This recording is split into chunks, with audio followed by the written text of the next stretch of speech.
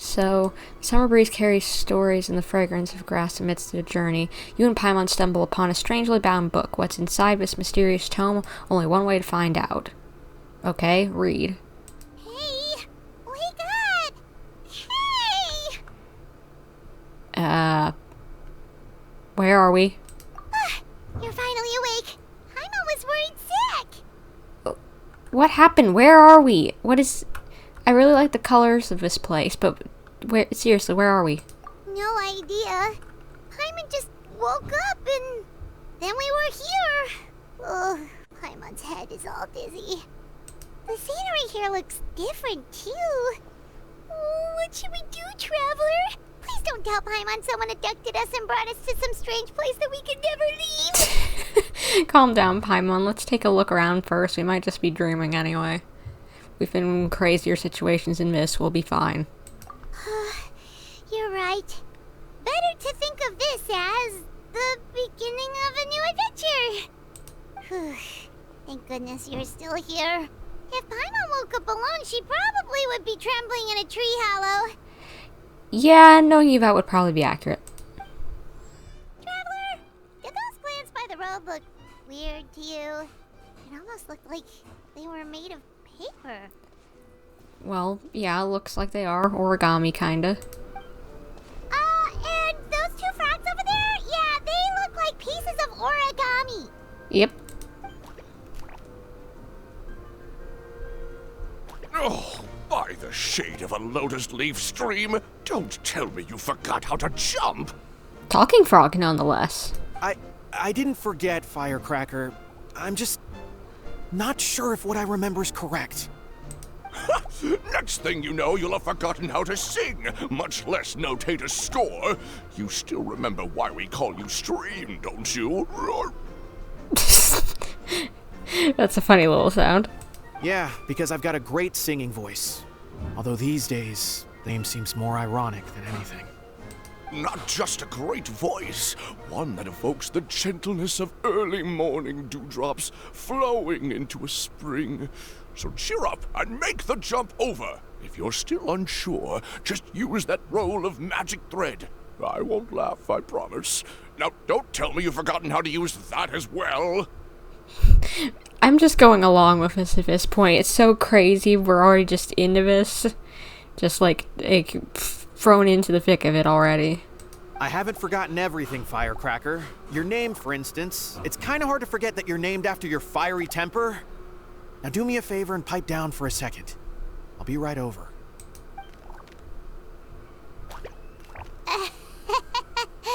You saw that too, right? Paimon's not seeing things, is she? I saw some talking paper frogs. This place is getting more confusing by the second. Anyway, why don't we go after those two frogs? They didn't look evil or anything. Plus, they might be able to help us out. Sure, why not? Guess we're not catching up to those frogs. They were so fast. Paimon couldn't even tell where they hopped off to in the end. Excuse me, honored travelers. Did you come from the Cliff of Prophecy, perchance? That sounds like David Tennant. It probably isn't, but it does. The chubby paper hamster just talked. Chubby? Who are you calling chubby? Just got a slightly thicker layer of paper on me, that's all. Allow me to introduce myself. My name is Armand, and I'm an elder of the Forest of Blessings. I've been waiting here for the hero of prophecy to arrive. I love that his name is Almond. It's so cute. Traveler, could you pinch Paimon just to make sure she's not still dreaming? Think I need pinching as well. Pinching, you say? Well, I can help with that. Although you'll have to get a little closer. My arms are rather short. He's so cute. That's alright. We just need a minute to collect ourselves. Okay, let's think things through. We know for sure this isn't the world we're familiar with. The talking paper animals and all the paper trees and plants make that pretty clear. Yeah, definitely some sort of dreamscape or something. Fantasy world. The hero from another world, supported by their companions, shall restore peace to the world. That is what the prophecy says. Prophecy, this world? What?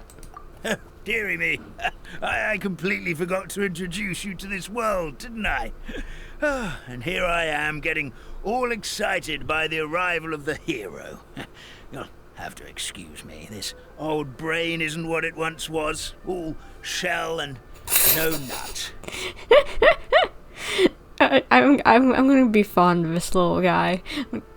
Oh well, perhaps my once glossy paper has faded past the point of no return.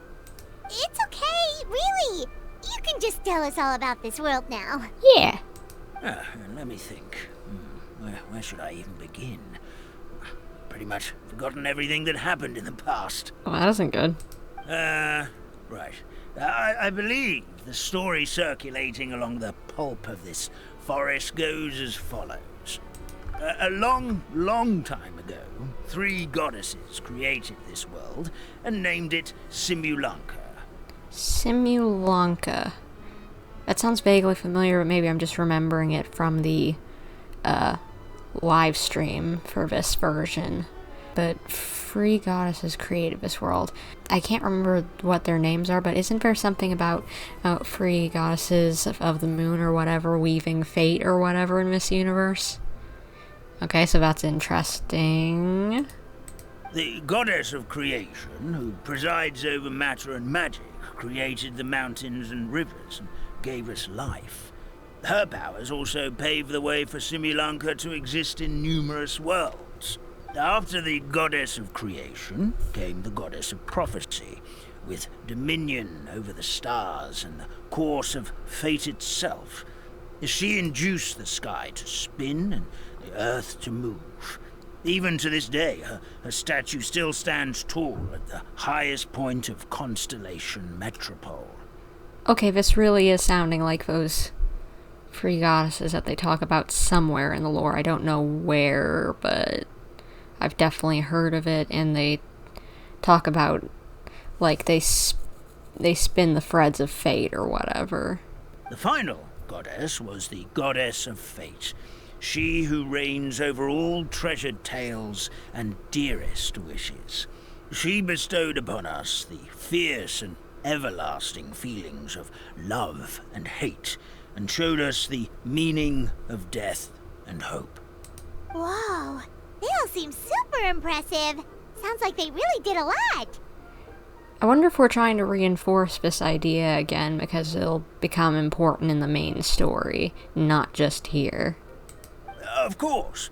All new residents of Simulanka come to the forest to thank the goddess of creation for founding this world, and travel to Constellation Metropole to witness the divinations of the goddess of prophecy's numerous oracles.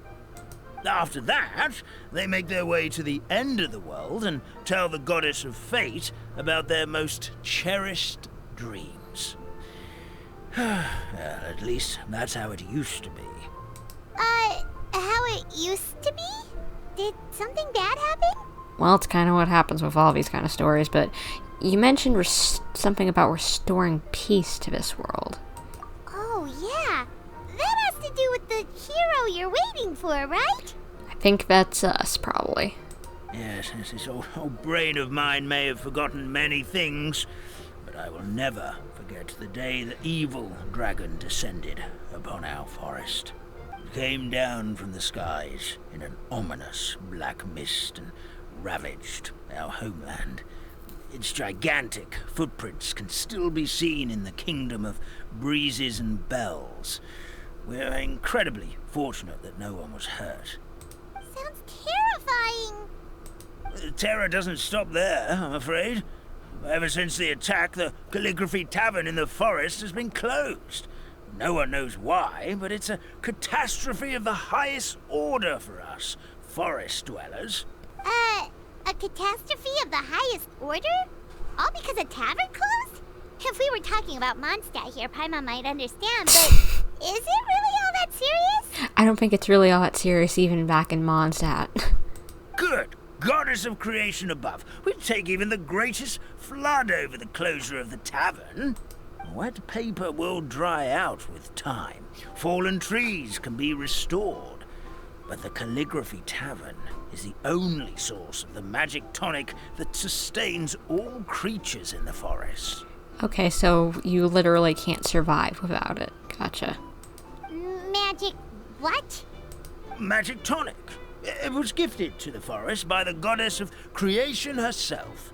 A special potion that helps us maintain our vitality. What happens if you stop drinking it? Well, our bodies will gradually crumple and become brittle until they eventually disintegrate entirely. Our colors will fade and we'll start to lose our memory until we can't even remember our own names. Like you're fading, and like that frog we saw. But wait, Grandpa Almond, does that mean you've already... Oh, I'm afraid so. The color has all but completely faded from my paper. To be honest, all I really remember is that I'm supposed to wait here for the hero of prophecy. But I've already forgotten who gave me that order to begin with. Oh, poor little chubby guy. Then we've got to act fast! How can we help? Oh, brave Pixie. May the goddess of fate reward you and your friend for your kindness. Could it be you're the heroes I've been waiting for all along? What I was thinking. Not sure how we know that. Plus, we can't even remember how we got here, so it's not looking too promising. We just were following the road and then ended up here. We're just trying to find a way back to our world.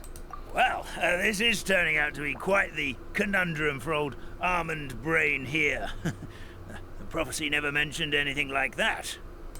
For now, why don't you come with me to the Hut of Blessings? Our forest fairy lives there. Maybe she'll know what to do. Whoa, a forest fairy? Like one that knows magic? Oh, you betcha. She's prophesized to join the hero on their journey. Wonder who this is gonna be. Well, then she sounds like exactly the kind of person we need. Please lead the way, Grandpa Almond. With these nuts. This is the place. If you could just wait a moment, the fairy should be... Traveler! Paimon! But Paimon knows that voice! It's really you! I'm so happy to see you! oh my gosh, Nilou, hi, it's been too long. Oh my gosh. She looks so cute. Yep, same here. Sorry. So Nilou is the forest fairy? Well, you certainly look the part. Your outfit is lovely. So that's what this outfit's supposed to be. She's a forest fairy. It's so cute. I love it. Thank you. To be honest, I'm still getting used to it. It's the weirdest thing. I remember I was reading a book at the Grand Bazaar, and then I guess I must have fallen asleep at some point because, well, then I woke up dressed like this. And in my dream, someone spoke to me. They said, "You are the fairy of the Forest of Blessings. Now go, save the forest with your magic." Okay. At first, I thought this whole world was just part of the dream, but no matter how hard I tried, I couldn't seem to wake up. I couldn't find anyone I knew from the real world either. Sounds similar to what happened with us. We also have no idea how we got here. Anyway, sorry for my reaction back there. I got a bit too excited when I saw you two. No worries. It's okay, we totally understand. We were looking for a way out too. At least we know we're not alone. Oh, blessed be the goddess of fate above. You're already friends with the fairy of the forest. Yeah, we're decently familiar with her. Grandpa Almond, thank you so much for bringing my friends here. Could you let the others know I'm coming? I'll head over right away. Of course, leave it to me. Hey ho, pistachio. Today truly is a blessed day.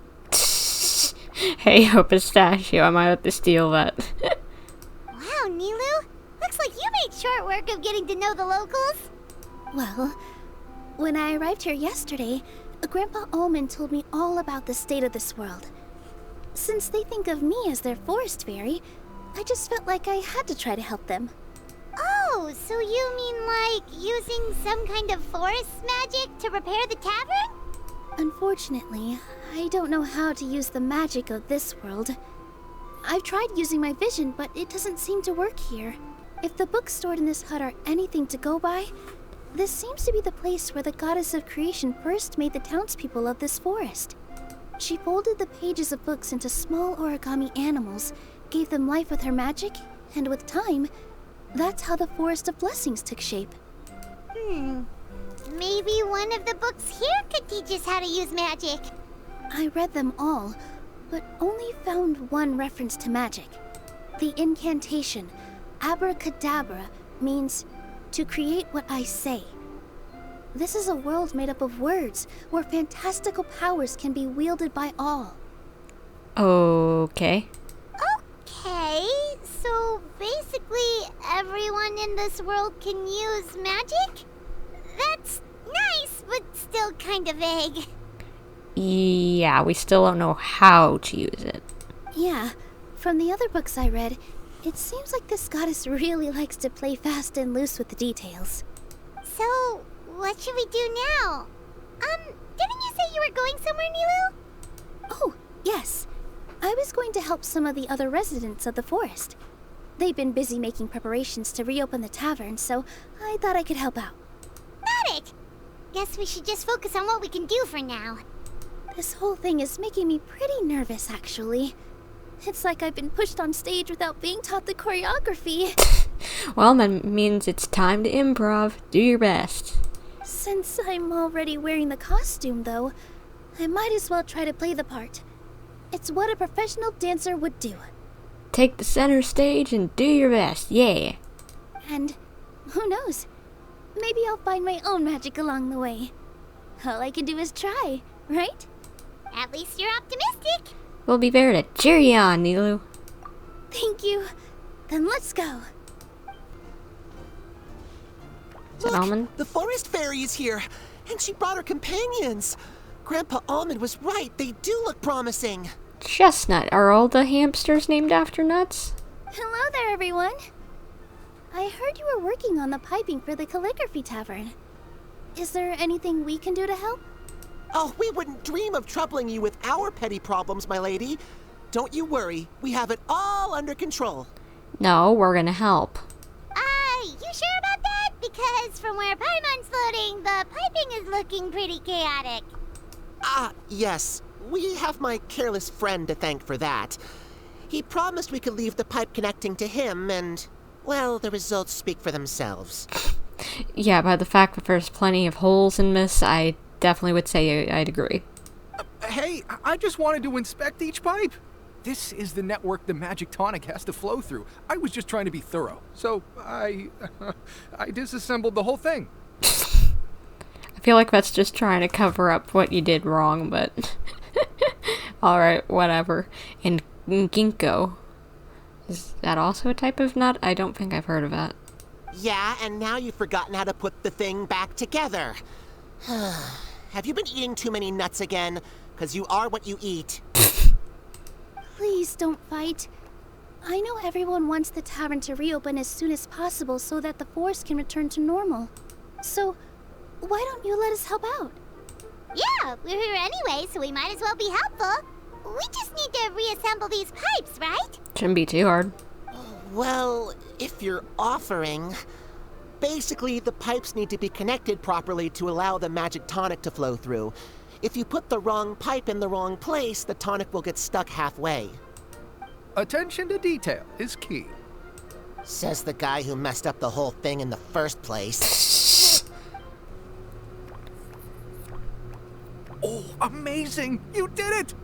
Now the tonic will flow into everyone's cups without getting stuck, right? Oh, gotta say though, Paimon is starting to get pretty curious about this magic tonic. Could she have a teeny tiny sip? Just a little taste, please? Paimon, they need it to survive, literally. Stop being greedy. It's not greed, it's curiosity. I'm curious too, after you saying that maybe you should take a sip, but at the same time, it might just be paint. Well, If it's really just one sip, I guess that would be fine. Just be careful. This is one of the last cups left in the entire forest. We're supposed to save it for our research. Exactly, Paimon. Just a sip, promise. Okay, here goes. What? What was that? Oh, it's sticking to Paimon's tongue. Wait, is this just regular ink? Ink and paper, exactly as I was wondering. Food for them might not exactly be something we want to eat. Wait, does that mean what the legend says is true? The goddess of fate used ink to compose her stories on paper, and the goddess of creation used her power to bring those tales to life. No wonder the tavern is so important to the forest. Maybe the fading disorder occurs when the ink within the body dries up. That would explain why the beings here are forgetting their own stories. Well, I guess it makes sense. If you don't have ink on a page, there's no story, so I guess it's the same here. Oh. You okay? I'm not really sure I can really wrap my head around this conversation, but there's no need to get all worked up on our behalf, my lady. With the pipe installed, I'm sure the tavern will be up and running in no time. What do you mean, can't wrap your head around it? The fairy is recounting the story of how the goddesses gave us life. In fact, I've seen the goddess of creation with my own eyes. What do they look like? I want to know who created this place. Really? Don't be ridiculous. There's no way you're old enough to have met her. We're the same age, and I think I would know considering we went to tell our wishes to the goddess of fate together. So stop talking a load of paper mache. Oh, fine. It was my grandfather, all right? He was the one that saw her. He said that one day after he finished work, he saw the goddess of creation grant us life with his own eyes. In her hands, she held the very paper used to form our bodies. She whispered something into the pages, and then suddenly a paper frog was born, ready to leap into the world. Oh, it was spectacular. So maybe she used the abracadabra? Cut the theatrics, will you? You weren't even there. Wait, so that's it? Paimon thought creation magic would have a little bit more pizzazz. Oh, so in your world, the creation of life is a much showier affair? Huh, I'm learning something new every day. Well, that's not exactly what Paimon was trying to say. Magic doesn't have to be spectacular. That's enough out of you. All your boasting is confusing our kind fairy. Oh, no, it's all right. I actually think I understand the magic of this world a bit better now. Thank you. The honor was all ours, milady.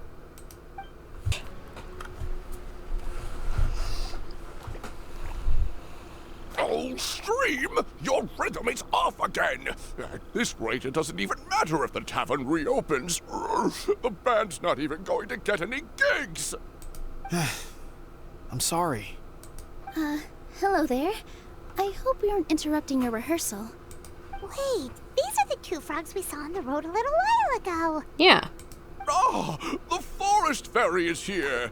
For the love of lotus leaves and dewdrop, Stream, you've really got to put in some effort now. But Oh, don't pressure yourselves on my account. Are you rehearsing for a show? Sure are. You see, our group regularly performs for guests at the tavern. Alright. So you hear the bards around this place. We've been out of work for quite some time, with the closure and all, but after hearing of the fairy's arrival yesterday, we figured we needed to get in performance shape right away. I understand how you feel. Back at the Grand Bazaar, Zubair Theater's always busy with rehearsals too. The Grand Bazaar? Do people there sing on lotus leaves as well? Not really, but I guess you could say it's similarly a stage. Yeah, they do. And it's a really big one. You're the conductor of your group, aren't you? You remind me of Mr. Zubair. Ah, then he must be an ambitious director. One who would do anything to avoid disappointing a single member of the audience. It's just... Is there anything we can do to help you, Mr. Stream? Yeah. Oh, no. My problems are mine and mine alone. It's just... after the tavern closed, I somehow forgot how to sing. I'm always a few beats behind everyone else, and I keep singing out of key. You were our trump card, our best singer by a mile. I know, but... Aww. So he is a victim of the fading disorder too? Don't be sad, Mr. Stream. Whenever I've forgotten important dance steps in the past, my friends at the Grand Bazaar always stick by my side to encourage me. They smile and patiently tell me everything's going to be okay. Then they play the melody for me over and over until the steps finally come back to me. Now it's our turn to help you. We just need to help you remember how to sing, right? The Traveler's got a great sense of rhythm. We can help keep you in time. Yeah, I can say that we've done a lot of musical things more recently. Well, what do you say, Stream? I think it's a great idea. Just focus on the lyrics, and the fairy's friends will help you stay on beat. Are you sure? This is really asking a lot. Don't worry about it, Mr. Stream. It'll all be worth it when the tavern reopens and we finally have the chance to hear your marvelous singing voice. All right, then. Thank you so much, everyone. I'll give it my best shot. I just realized, is that Goro's voice actor? I think it's Goro's, it sounds like. Gosh darn it, my brain, it sounds like one of the main character voice actors, and I think it's Goro, but I could be wrong. I feel like I'm getting the hang of it again. Goddesses above, this better stick when it comes to the performance. Just do it exactly like how we rehearsed. Thank you, everyone. Thanks to you, my voice is once again as clear as a flowing stream. Glad to hear that you're feeling better, Mr. Stream. It's also about time for us to go to our next destination. We'll be looking forward to your performance at the tavern. Oh, my dear Citrus. Please tell me you're joking. We can't have you out of commission with the tavern about to reopen. I'm sorry, Grandpa Almond. It's the truth. I was just too excited for the reopening and must have fallen asleep in an awkward position. Citrus. I really like the names of some of these guys. Grandpa Almond, we're here to help. Oh, hazelnuts on high. You could not have come at a better time. Please allow me to introduce you. This is the bartender of the Calligraphy Tavern, Miss Citrus. She's so tall. Miss Citrus is supposed to add all kinds of delicious fruits to the magic tonic. Her additions are what turn it into the finest brew in the land. She's indispensable to the operation of the tavern. I appreciate the kind words, Grandpa Almond, but... my neck. Are you alright? Terrible timing. Getting a kink in my neck at a time like this? Could you give my tail a little twist? That should help free up the movement in my neck. I would do it myself, but I can't reach my own, and Grandpa Almond is too old and as light as a feather. So you're like a wind-up toy. At the same time as being a origami. Interesting. The neck and tail are connected? Yeah, that's a little weird, but alright. Of course they're connected. Just like how you can't have a rainbow without rain. Anyway, you just need to position me at the right height to pick the fruits. And then put them in the barrel over there. Perfect! My neck feels much better. So there really is some kind of connection between your neck and tail. You're like a little wind-up toy. Thank you so much, everyone. I can rest easy now, knowing the drinks at the tavern will be just as wonderful as before. That's another problem solved! Yeah. Well, since we've taken care of most of the tasks, all we need to do now is reopen the tavern. But we still don't know how to use the magic of this world. We don't even know why the tavern closed in the first place. Dragon? Oh, what about the method that one hamster mentioned? You should try it, Nilou. You mean the creation magic his grandfather saw outside the Hut of Blessings? I wonder. How exactly did the goddess of creation give them life? Maybe you don't need to understand it. Just give it a try. Everyone here calls you the Forest Fairy. Maybe you have the magic powers already and you just don't know it. In other words, this forest is a stage. And all I need to do is step out into the spotlight? Sounds just like a fairy tale. I guess it does. Well, we are surrounded by talking origami animals and magic potions after all. Almost seems like anything's possible in this place. You're right, Paimon. We won't know anything unless we try. In that case, let's see.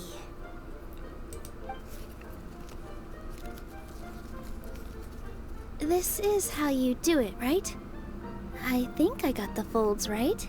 He's such a cute little guy. Whoa, your origami skills are great! I once saw one of our prop people making something similar. It looked really cool, so I took some time during my break to learn the basics. It's not a bad way to stave off sleepiness either. Well, how do you feel?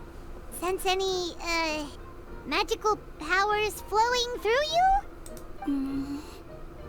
No. No? What are we missing? Aren't you supposed to say some magic words? Magic words? But how am I supposed to know what the goddess said to bring them to life? Didn't you say something about abracadabra or whatever? Besides, it doesn't matter what she said. Focus on what you want to say. Oh, good point! You're the Forest Fairy, Nilou! What do you want to say to the new resident of your domain?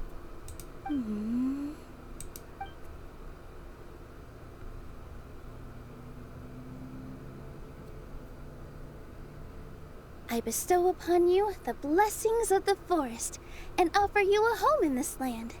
Your name shall be Harisara. May you bloom in this world as beautifully as the flower I love. My name is Harisara. It worked! It worked! It actually worked!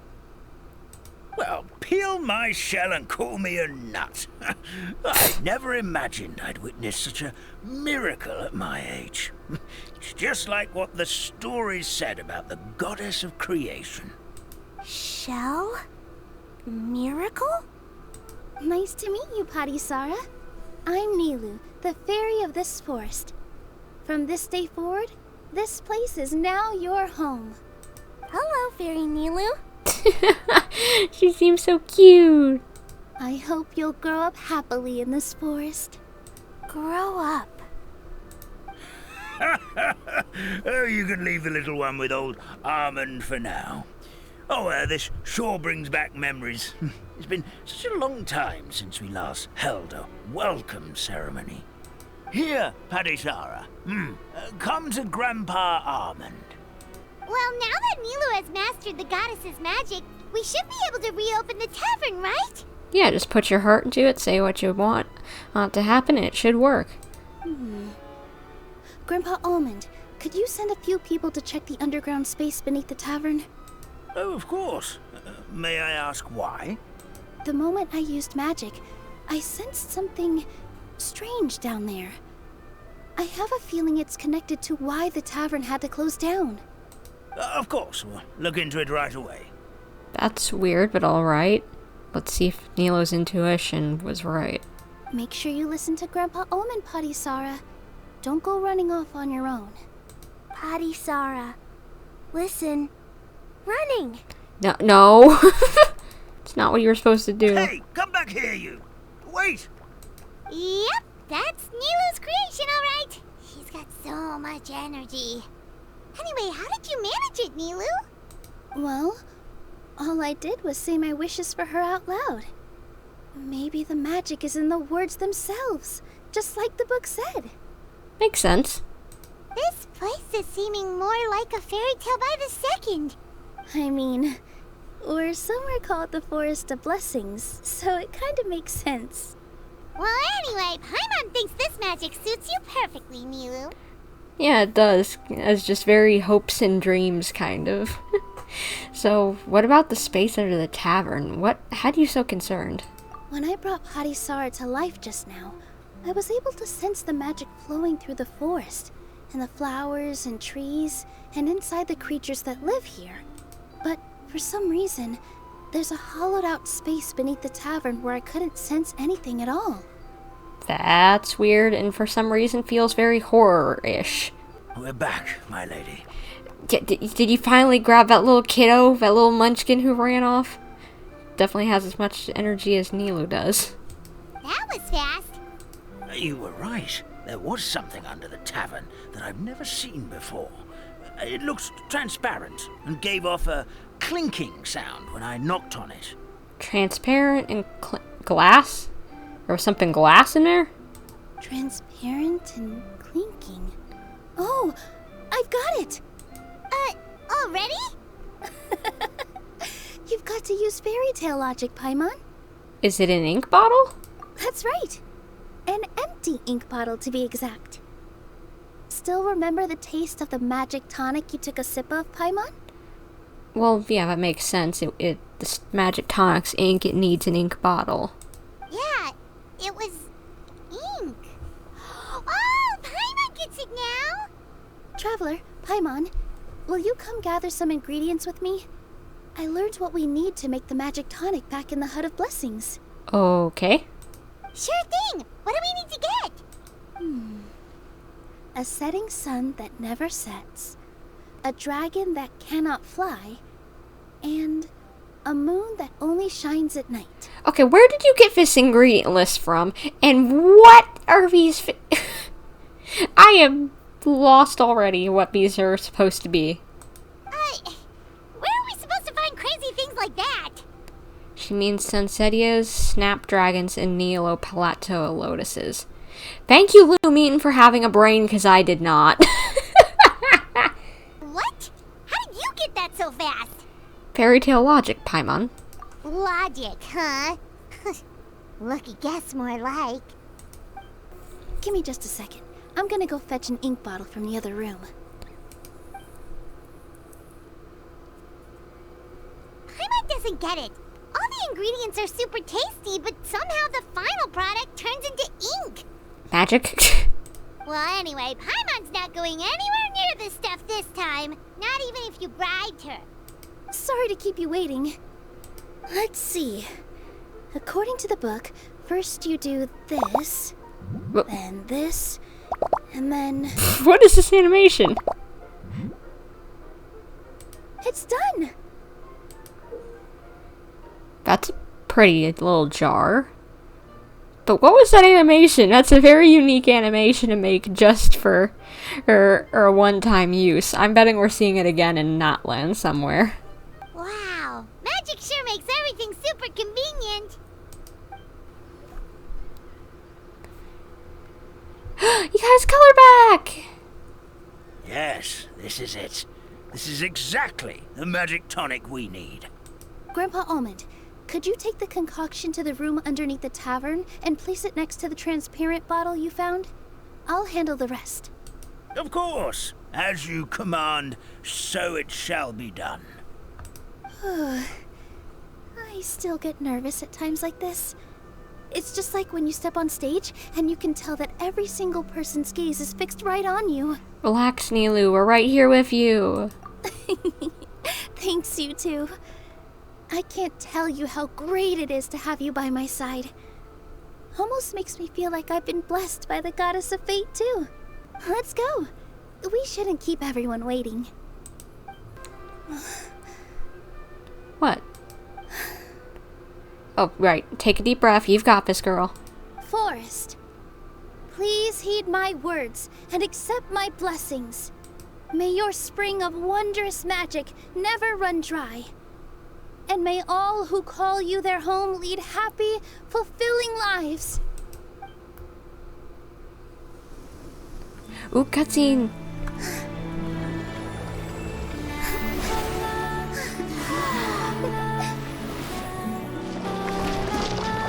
Oh, it looks so charming. Nice.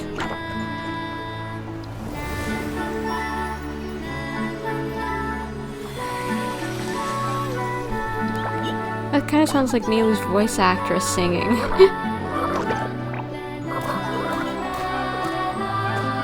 Good job, Nilou, you did it.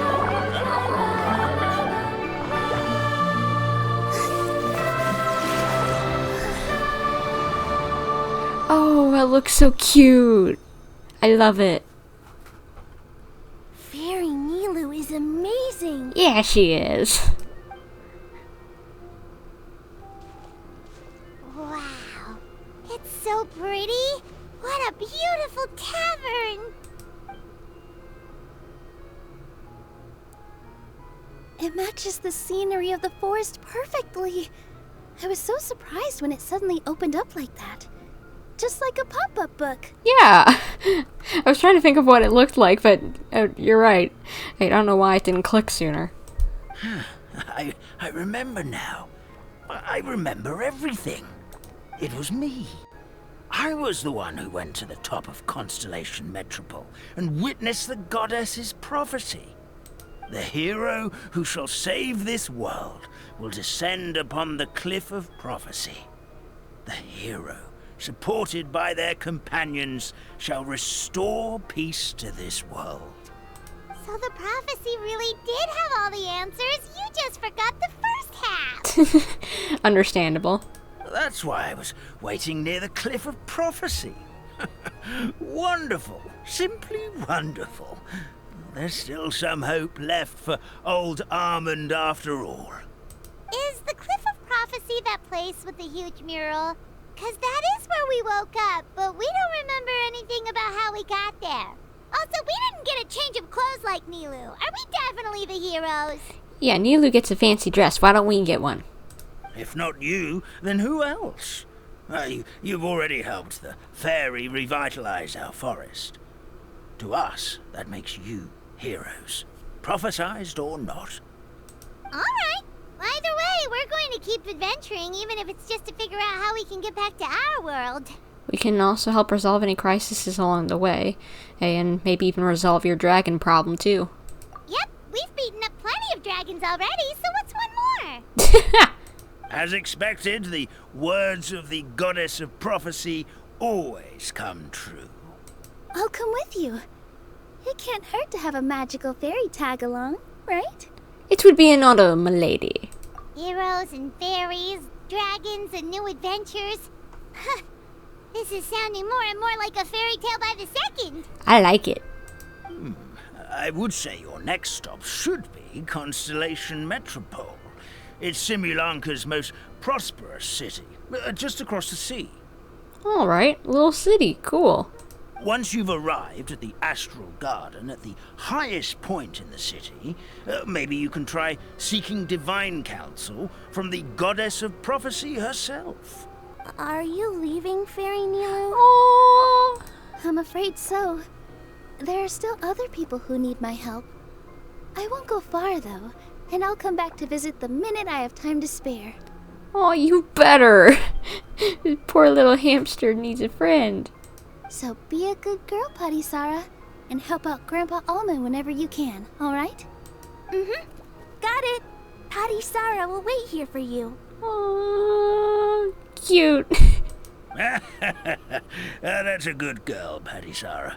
I almost forgot. If Constellation Metropole is where you're heading, you'll need to take the Maritime Express. The what? I'll head to the station first thing tomorrow morning and wake up that lazy station master for you. Why don't you take a break for the rest of the day? You should savor the beautiful scenery of the forest before you go. Sounds great! Paimon definitely feels tired after being on the go for so long.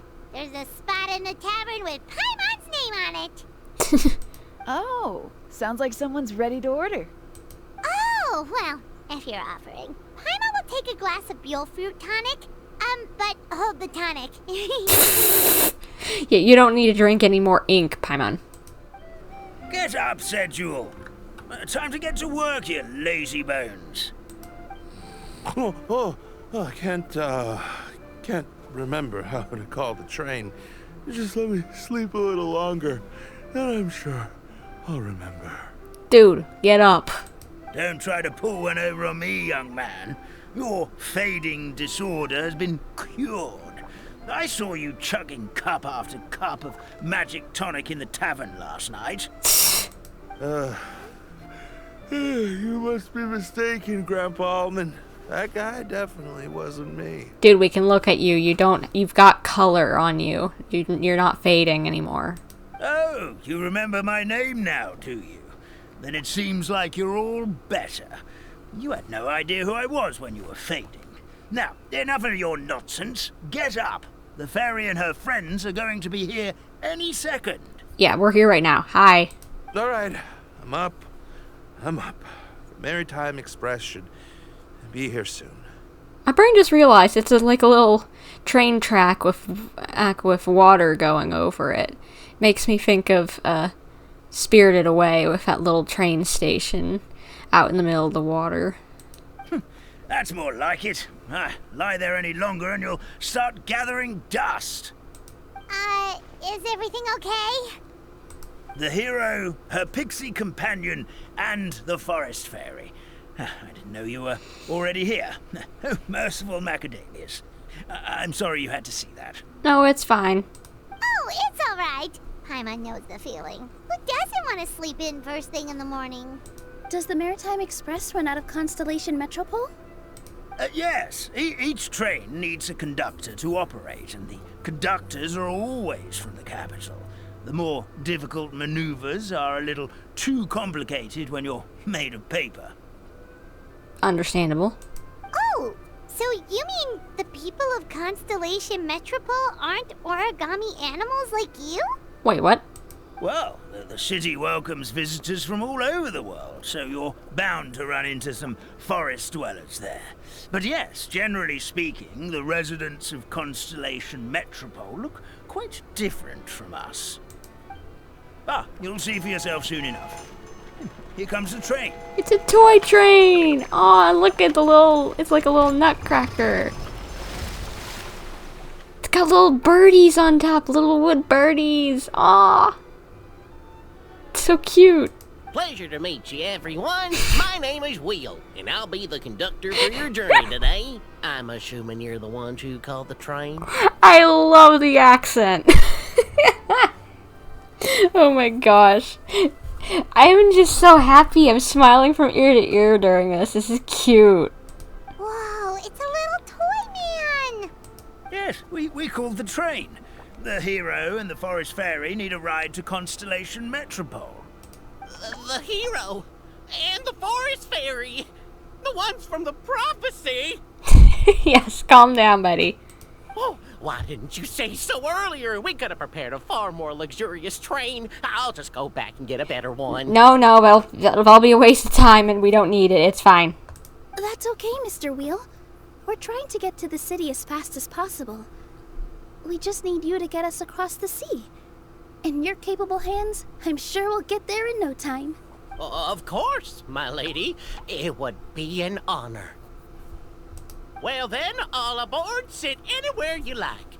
We'll get a stunning view of Simulanka no matter where you're seated. Alrighty.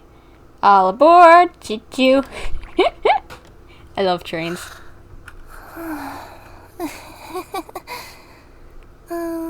Breakfast. Who? Did one of you just say something? Not me. Wasn't me either. Breakfast. Oh, come back. Sounds like the voice is coming from inside the train. Who's here? Fish. Chicken drumsticks. Oh, gotcha. I'm guessing with the cat paw that it might be Kirara. What's Kirara Yep, those were little feetsies. She's biting her tail!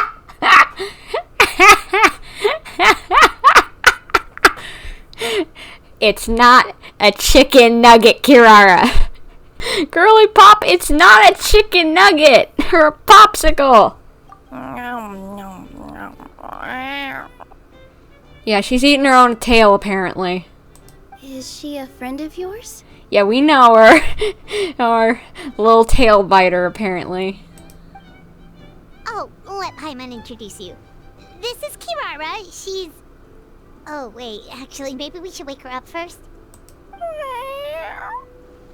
So noisy. Is it morning already? Good meowing. Oh, morning. Huh? Huh? Traveler! Paimon! It's you? Hello, Kirara. Nice to see you, and I'm loving the outfit the more I see it. It's so cute! I love it! I'm so glad I'm getting this for free. Makes me really want to build her, honestly, even if she doesn't have the best kit. Which means... Oh, thank goodness. It was all a dream after all. Oh, gotta hand it to my imagination. It all felt super real. There were these toy people, but they were alive and they could talk. Honey, this ain't a dream. Madam, sleeping overnight in the train car is prohibited.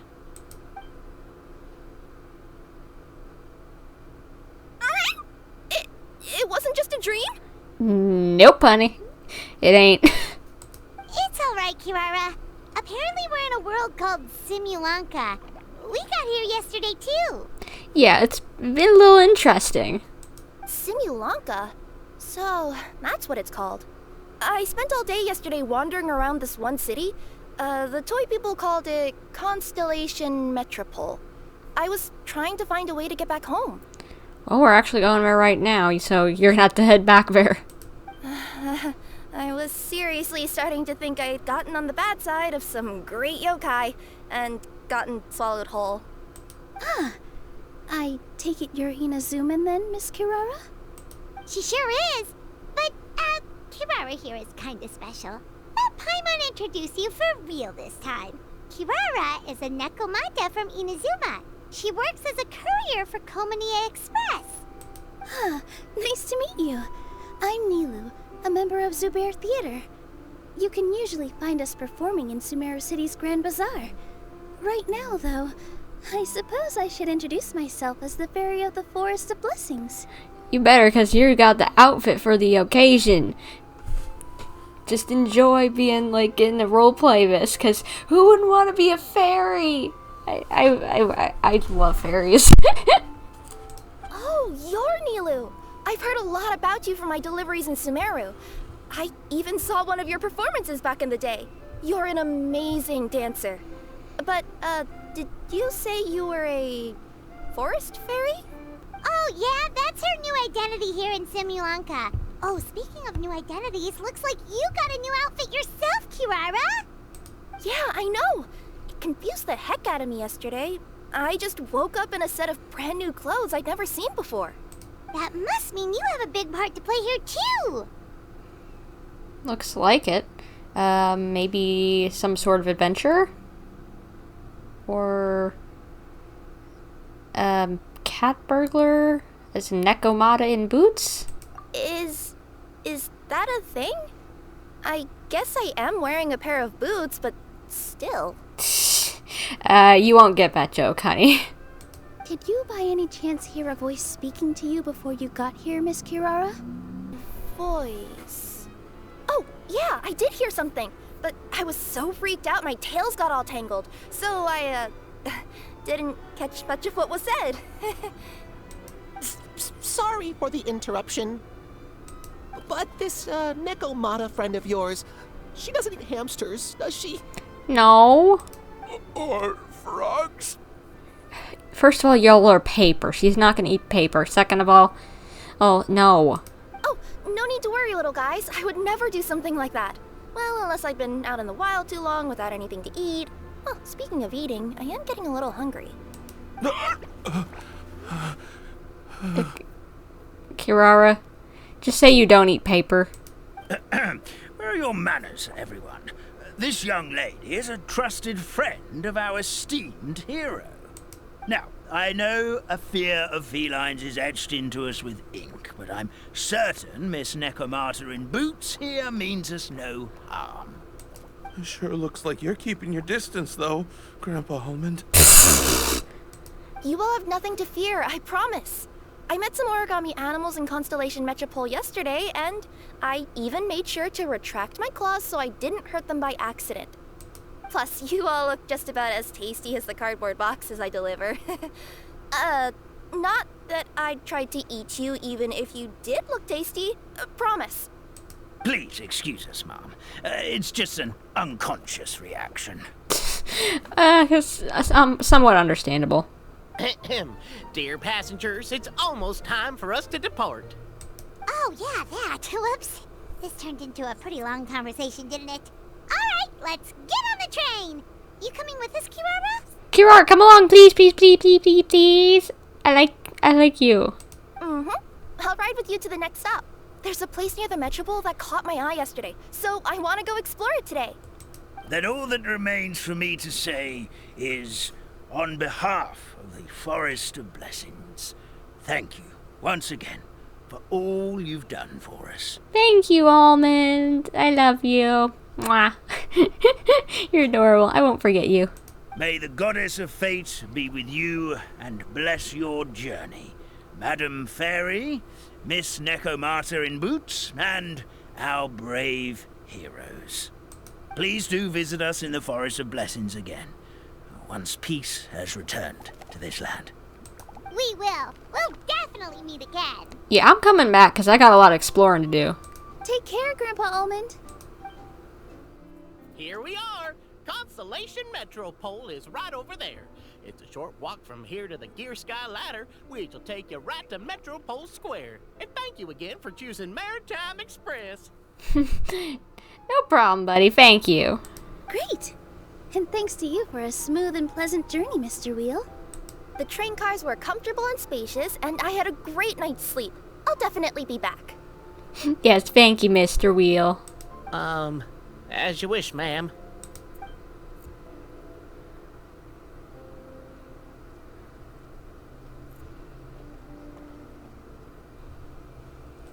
Where should we go next? Is that place you wanted to check out nearby? Mm-hmm. I took a walk around yesterday, and it felt like there was something weird about it. So, I think I'll indulge my curiosity and go investigate. Want us to come with you? It's okay. You guys go ahead and visit the Metropole for now. Hopefully, that's where you'll be able to find out some more about this world. I pretty much explored the whole place from the rooftops yesterday, but for some reason, this is the place that caught my attention. You know what I mean, right? Like, when you get a stone stuck in your claw or something, it keeps nagging at you to dig it out, but you can't focus on anything else until you do. Yeah, I get what you mean. Don't worry, if you run into any trouble, I'll be there faster than you can say gold level courier of the Comania Express. Okay, fair enough. We'll head to the Metropole then. Guess this is where we say bye for now. Stay safe, Kirara. Mm-hmm. Don't worry about me. Let's not forget, I'm a yokai. Oh. Help me! Help! Oh, Goddess of Prophecy above, would you kind souls please help us? What happened here? Why are you all suspended in midair? Time's frozen? I mean, being stuck in midair still beats falling to the ground and being smashed into a pile of blocks, but... I told him to be careful, but... No. Never mind. Now's not the time for that. My good friends, could I trouble you to turn the clockwork key over there? I'll explain everything in a bit. There we go. Fixed it for you guys. You all are safe. Oh, thank you. Oh, thank you. What happened there? It almost seemed like we turned back time. I take it this is your first time witnessing the power of the Goddess of Prophecy, then? If so, I can see why you might think that. Basically, this is a gift bestowed upon Constellation Metropole by the Goddess of Prophecy, who rules over the natural course of all things. It helps those who have deviated from their proper path to get back on track. Proper path? Do you mean Everything that happens in the Metropole has been planned out since the very beginning? Why are you saying that as if it's a bad thing? It can be. You're not explaining it clearly. Here, allow me. Of course, all the residents of the Metropole have the freedom to live their own lives. For instance, whether I use olive oil or sesame oil in my morning skincare routine is entirely my choice. You have a skincare routine? You would. But whenever something disastrous is about to happen, like when I almost got turned into a pile of rubble just now, the goddess's magic will activate in the world around us. So, in other words, it's kind of protection magic? To keep people alive? You could say that. There are other situations in which it activates too, but that's basically correct. Well, in any case, we're glad no one's hurt. Yeah, but that definitely seems like if it's used for too much outside of it, it could get a little sketch. Are you heading to the Constellation Metropole? Yeah. Yep.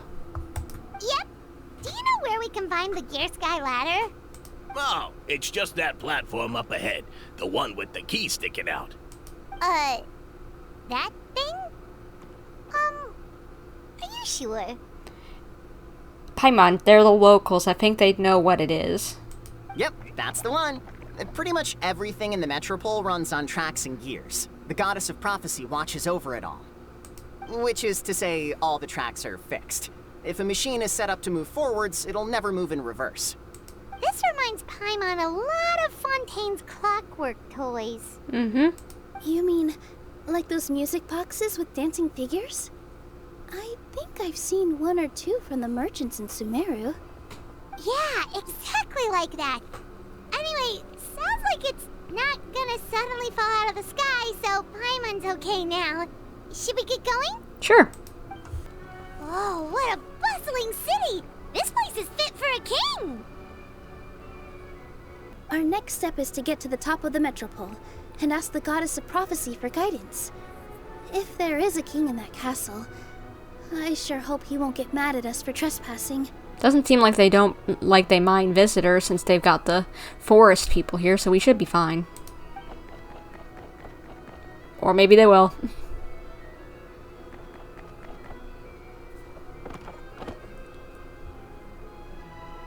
Oh. You okay, bud? You need some help? Make way for the king! Oh, darn, we jinxed it. Oh, no. Did he overhear us talking about us sneaking into his castle? Paimon hopes he's not mad. Well, who's the king? Silence! Okay, I'm shutting my mouth. The one who shall soon stand before you is the ruler of Constellation Metropole. The one who descended after a meteor shower, and the protector of order, and all the stars in the sky. Hello. That's a long list of titles. Yeah. I bid ye welcome, guests from afar. Long have I heard of your grand deeds. O fairy, who restored the lifeblood of the forest. O hero, who... huh? Navia. What's with the mustache?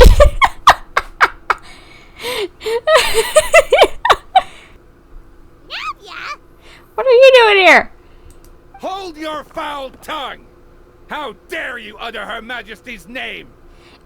Please forgive our transgression. Nice one, partner. Spectacular improvisation skills. I'd expect no less from you. You really look like a princess with that crown. She kind of looks like Peach with the crown on. Like, just ignore the outfit. She kind of looks like an anime Princess Peach. All right. You can relax now. Allow me to make some introductions. This is the Traveler and her trusty companion, Paimon. Hello. You are personal friends with Her Majesty the King? Please, forgive our grievous mistake. We had no idea. All right. The welcome ceremony is over. Everyone back to your stations. I will personally treat our guests to some royal hospitality. Yes, Your Majesty. Thank you for not stabbing us. Your Majesty, we are most grateful for your... come on, I've already sent them off. So anyway, how did you guys get here? We were gonna ask you the same thing! Also, how are you already king of this nation? And where did you get a crown? Oh, wait, don't say it. You just woke up like this, right? Sounds like you've answered your own question. But before I woke up, I heard a voice say to me, "You are the king of Constellation Metropole. Now go forth and save your city." Sounds kind of old with the, tone that she was putting on. A similar thing happened to me. Oh, yeah, sorry. You must be the fairy of the Forest of Blessings, right? Mm-hmm. This is Nilou, a friend that we made during our time in Sumeru. Nice to meet you, Miss Nilou.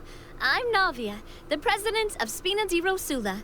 If you ever get the chance to go to Fontaine, make sure you come and visit me. I'm based in Poisson. Seems like you're taking this all in stride.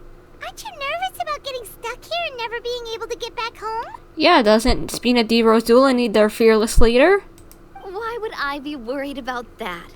We've faced much bigger problems than this before, and we always pull through. This should be a piece of cake. The little guy fell down in the backwards. You in the background. You okay, buddy? Okay. Maybe I'll come over and help you in a second. Besides, life's always full of surprises. You gotta learn to just enjoy it. He was just back up and standing like nothing happened, like he just teleported. What? That sounds like a great outlook on life. You have a very optimistic spirit. Thanks, I'll take that. Honestly though, it also puts me at ease to find out that you guys are the fairy and heroes that I've been hearing about in this prophecy. We're kind of veterans at dealing with prophecies by now, aren't we? Oh yes, absolutely. About that, has anything bad happened in the Metropole? We heard about an evil dragon. Did it make a mess here too? It sure did. Apparently, for whatever reason, he went for the stars above the city recently. Literally just flew up and started snatching them out of the sky. Snatching stars out of the sky. A dragon going up and snatching stars out of the sky. I feel like for some reason just that set alarm bells off in my head, because a lot of people were saying, since, these summer events always predict something for the future region, story-wise, like with the hydro beings and the oceanids in last year's event, all the people being just hydro, of the little hydro eidolons, and then all the people in Fontaine being oceanids and whatever, and some other things as well. It's just like, we're getting close to the end, and we need to be hearing more about constellations and the fake sky by now. So that kind of set some alarm bells off in my head. Luckily, the guards responded quickly and stopped the dragon from taking them back to his lair. Unfortunately, though, he dropped them before he flew off. Now they're scattered all around the Metropole. I've been out trying to retrieve them, but I only managed to get one of them before you showed up. Oh, I didn't ask yet. What brings you to the Metropole anyway? We're just trying to find a way back home. Oh, Paimon can explain. I see. So, you want to consult the oracle of the goddess of prophecy. Do you know how we can do that, Miss Navia? Well, the goddess's statue is indeed at the top of the castle. I can take you up there. However, I've heard from the citizens here that the goddess hasn't given out any new revelations in a very long time. Really? But Grandpa Almond told us that he received his prophecy from the goddess. Yeah, true. Oh, that's probably because the prophecy about the hero of Simulanka has been around for a very long time. But recently, people realized that the goddess didn't reveal anything about what's supposed to happen after peace has been restored.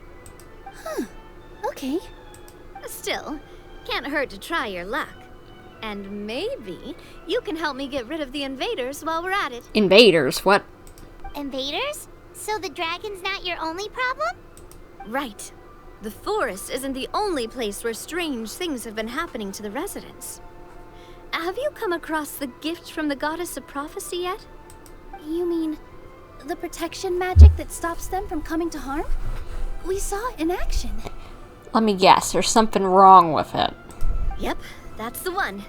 Over the past little while, this magic has been triggering far more frequently. We don't know if it's simply because the Metropole has grown a lot more dangerous, or if there's a deeper reason behind it. Some residents find themselves getting stuck in a place and unable to move. Others start repeating the same thing over and over again, like they're trapped in some kind of loop. That's weird. If we were to use clockwork toys as an analogy, could it be that the tracks have eroded, or the gears have slid out of place? That's exactly right, Nilou. That's basically what's happening. Anyway, some of the monsters outside the city saw this as an opportunity to launch an invasion. But we didn't see a single monster on our way here. Yeah, I only seen some mushroom creatures back in the forest, and that's it. That's because I already took care of most of them over the past couple of days. Of the remaining few, we trapped some of them inside the castle and chased the rest back out of the city. Okay, so to summarize, not only has the magic here gotten all messed up, but the dragons also knocked some of the stars out of the sky, plus there's a bunch of monsters in the city. Sounds like there's a lot more to fix here than in the Forest of Blessings. Yeah. Well, defeating the dragon and the monsters should be straightforward enough. But how do we fix the magic? Supposedly, the goddess has had it all planned out for ages. One of her oldest prophecies says this: "Go and push the gear that connects up to the starry sky. When that time comes, I shall dance and return the tracks beneath my people's feet back to the stars in the sky." I have no clue what that means. Huh? But weren't the tracks the gift that she gave to her people in the first place? Does that mean she plans to take the gift back? That's what the prophecy seems to be saying, yes. So, as a result, some people are against turning the gear, despite what the prophecy says, since they fear a future where they no longer enjoy the goddess's protection. But letting this drag on isn't the answer either, is it? No, and I think they know that. But they're just too afraid to take that final, terrifying step. They're still hoping there might be an alternative solution. Understandable. Now, we could ignore their objections and go turn the gear ourselves. But You want to be considerate of their feelings, and you want to let them make that choice for themselves. exactly. You know me well. And that's why you're my partner. I want to get as many people on my side as possible. At the end of the day, this is their city, and they should have the right to decide its future. Very true. Makes sense of a kind of leading style for you, Navia. Ooh, spoken like a true wise king, Navia. I am the boss of Spina di Rosula, after all. This may be my first time as a king, but there are a few similarities between the two roles. Traveler, Paimon, Miss Nilou, would you be willing to lend me your support? Course, bestie. With your help, I'm confident we'll be able to find the most frictionless way to resolve the problems plaguing this city. Sure thing, boss. It would be my honor, Your Majesty. Not gonna lie, Your Majesty is definitely growing on me.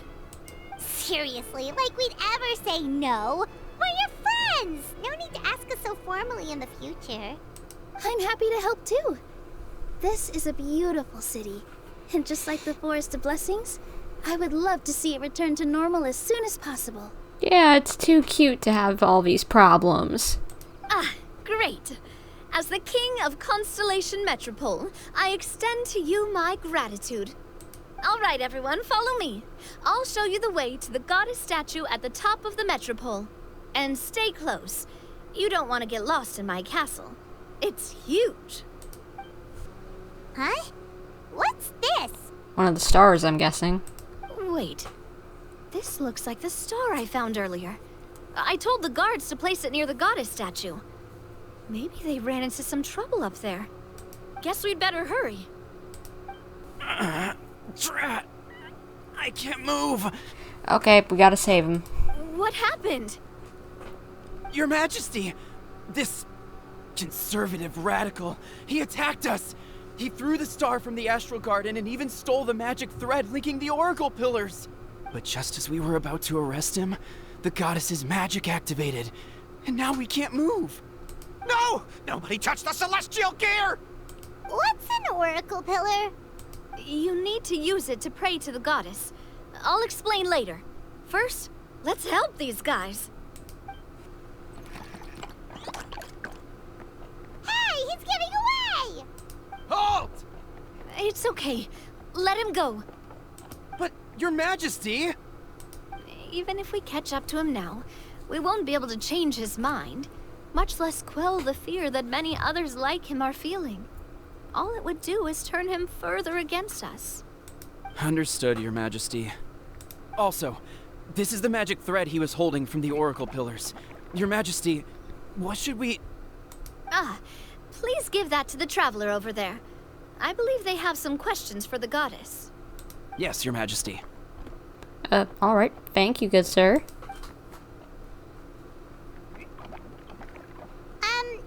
So, what do we do with this exactly? See those oracle pillars over there? Just use the magic thread to connect them together in a specific pattern, and the goddess of prophecy will answer your prayers. Oh, sounds easy enough. Let's give it a try.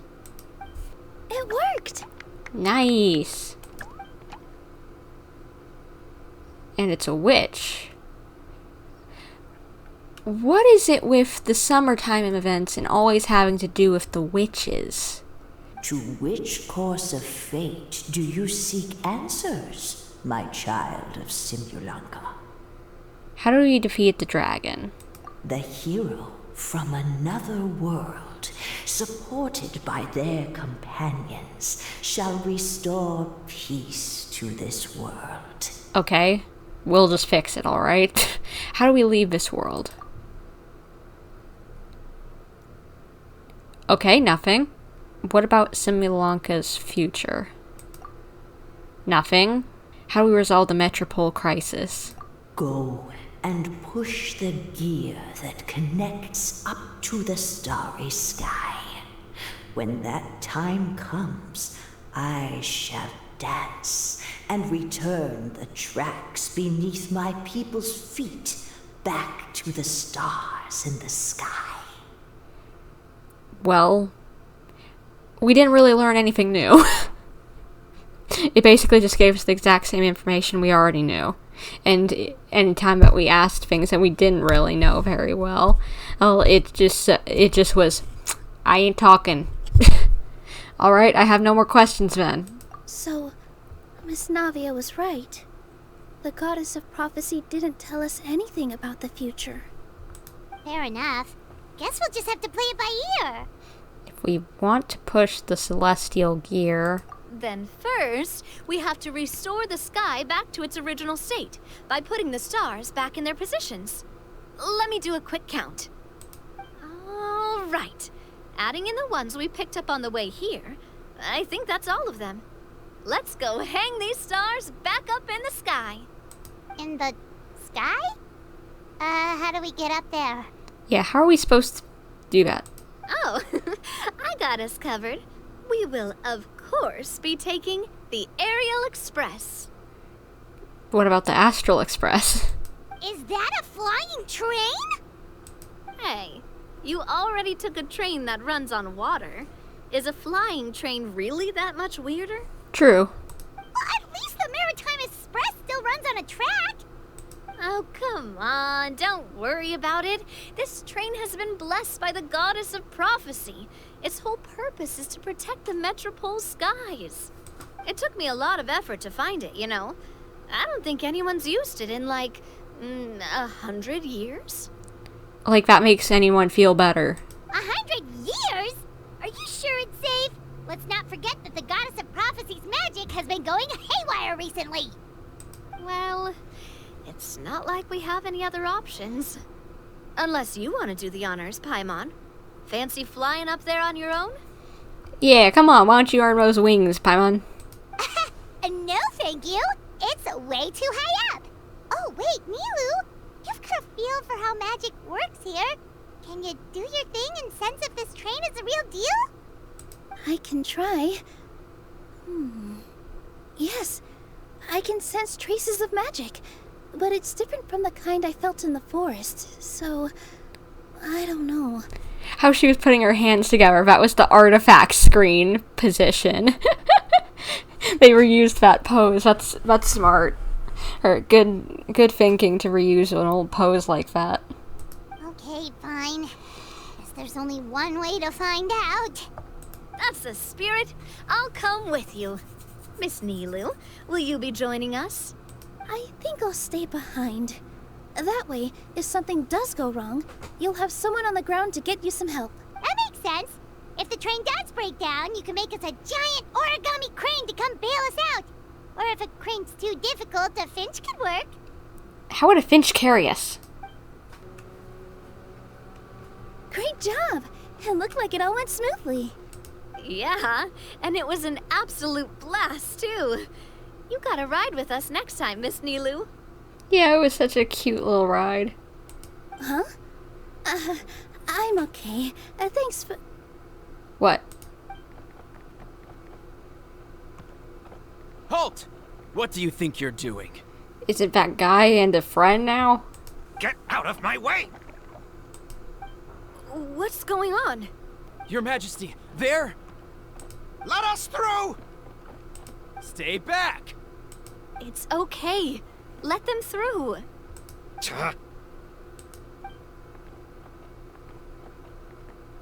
Your Majesty, could we please ask you not to turn the gear that connects up to the sky?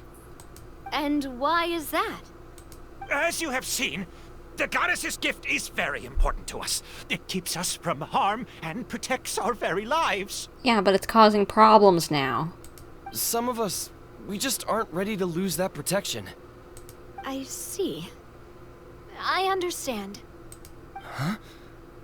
Your Majesty, do you mean... I won't turn that gear. Not until you're ready. What? I've said before that the Metropole belongs to the people, and they should have the right to decide its future. Yeah, after all, you're technically not one of them anyway. But let me ask you this. How do you plan to solve the issues we are currently facing? Very true. Well, we'll start by rescuing the people that have gotten stuck. And then we'll find a way to figure out the true cause of this crisis. And have you made any headway on that? The true cause, I mean. Unfortunately not. Hey, you little... Dude, right now's the time to be truthful. I'm sorry, my friend, but it's the truth. You have friends and family that have been affected, don't you? That have gotten stuck? Duh. I understand your concerns. But if we let this drag on for much longer, the situation may well get worse. More and more people will be frozen by the goddess's magic. Yes, but if we turn that gear now, all the tracks in this city will disappear. I know this is a hard decision to make. But have you ever thought about why the goddess might have made things this way in the first place? Why did something just click in my head of, like, this having something to do with, like, a relation to heavenly principles of, have you ever considered why things might be the way they are in the first place, of why, like, celestial nails have been sent down or whatever? Just, like, different things that, or, like, Conria was struck down. Not that it's kind of like one of those situations where you have to cross a line so it's fair in the morning, to quote Call of Duty, as I've been getting into recently. It just, like, that really just clicked in my head of just, like, are we gonna find out something that's gonna make us really, like, not know what to do whenever it comes time to get to the end game? Like, we already kind of know that we're kind of like, like, I think pretty much all of us can predict that we're going to be working with the Fatui by the end of things. Possibly even the Abyss Order. Or there's a decent chance of that as well. More likely with the Fatui, I'd say. But at the same time, I feel like we're gonna have a really hard moral decision at the end of this whole journey. Now that it mentions it, and that came into my head. Huh? Why do you think she might decide to take back her gift and stop revealing further prophecies about the future? Are you saying she has abandoned us? No. Quite the opposite, in fact. What do you mean? The goddess dearly loves this world and all the people of Simulanka. And because she loves you so much, she wants you to be able to choose your own path. Every parent hopes their child will have a happy and carefree life. But if they're overprotective, then all they'll manage to do is keep their child trapped. If a mother bird lets her baby ride on her wings for too long, her child will never learn how to fly. Perhaps the goddess of prophecy has always known that one day she'll have to let go.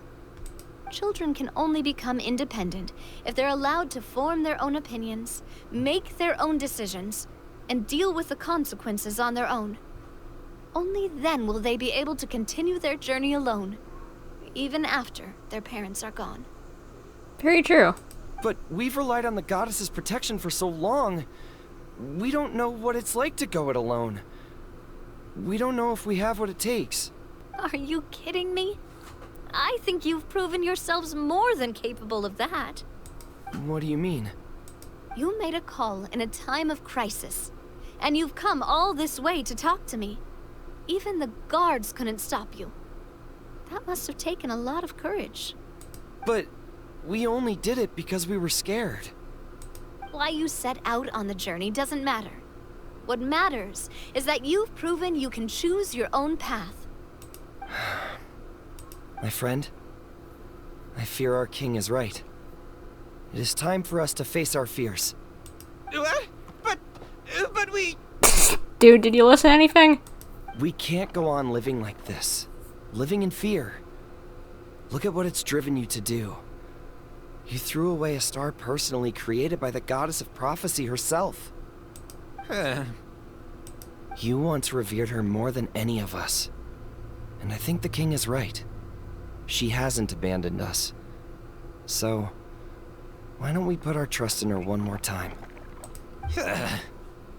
I don't care anymore. Do what you want. Tsundere. Aw, he laughed. I'm sorry about my friend. That's just how he is. Always had a terrible temper. Please accept my apology for his impudent behavior. Is it just me, or has he accepted the goddess's prophecy? Seems kind of like it. He wouldn't want to admit it, but I think he did. I think so. Not that you'll ever hear him admit it out loud. Thank you. Your Majesty, please turn the gear that connects up to the sky. So, you've made up your mind? About giving up the goddess's gift? Yes, I've made up my mind. But maybe losing the gift isn't what this is about anymore. Because we've gained something too. You have given us courage. Well said. I am proud of your decision. Now, gather around, everyone, and join me as we make the night sky of this wonderful city turn once more. Fancy cutscene? Yep, I knew it.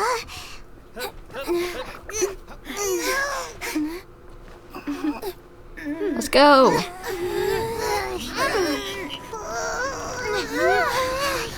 You can do it.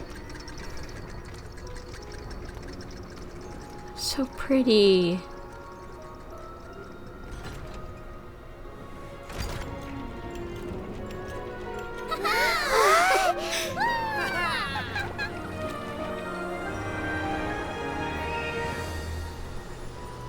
It's like little wind chimes up above.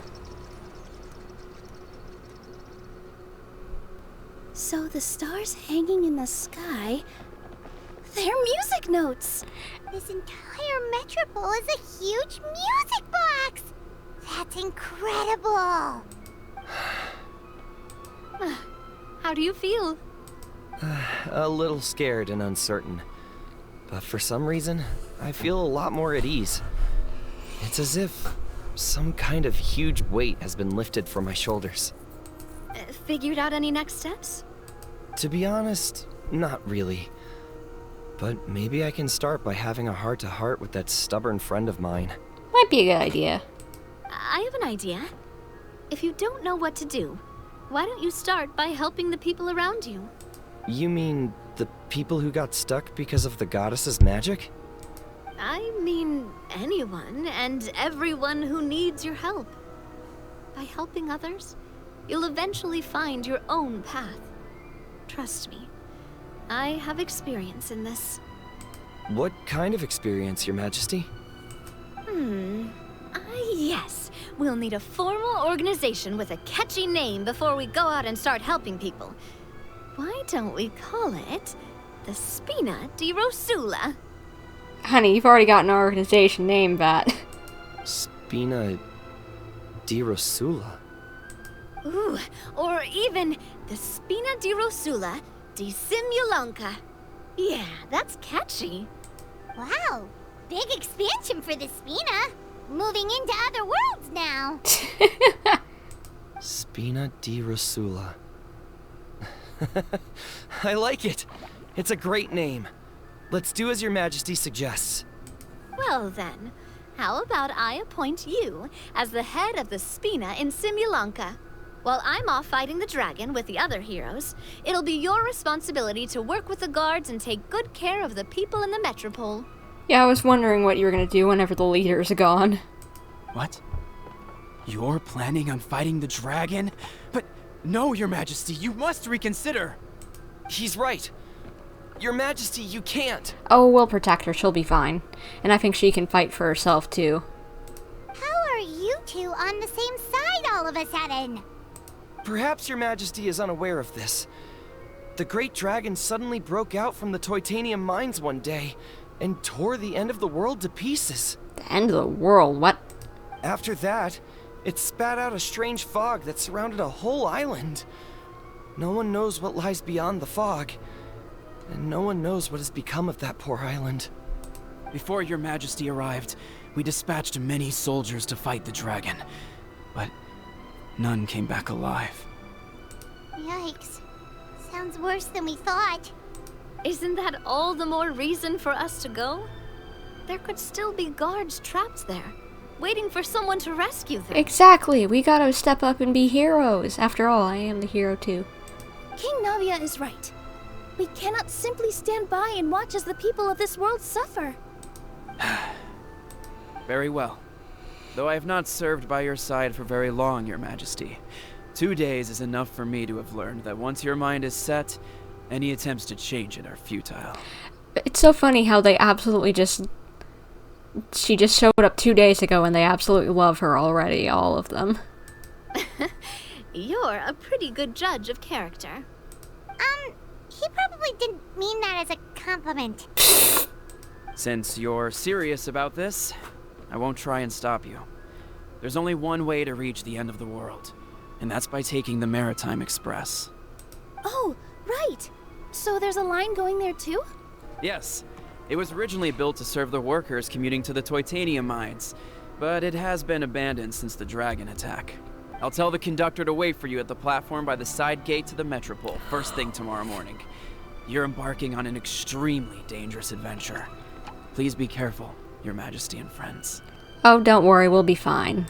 Oh, thank you for your concern. While I'm gone, I leave the Metropole in your capable hands. Yes, Your Majesty. Just call me boss from now on. That's what everyone in the Spina calls me, and it's what I'm used to.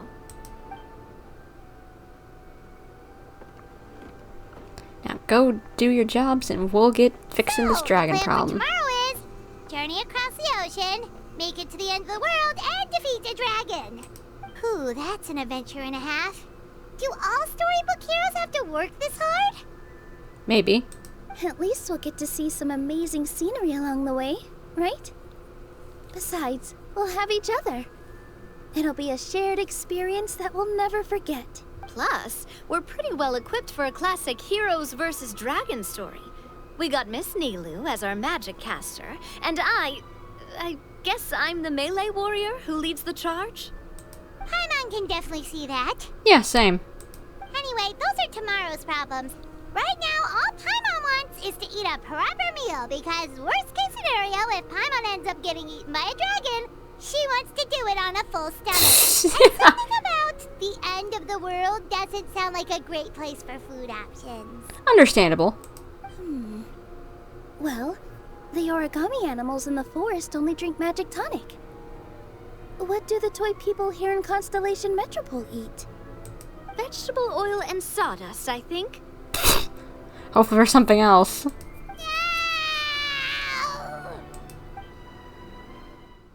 Carriage inspection, check.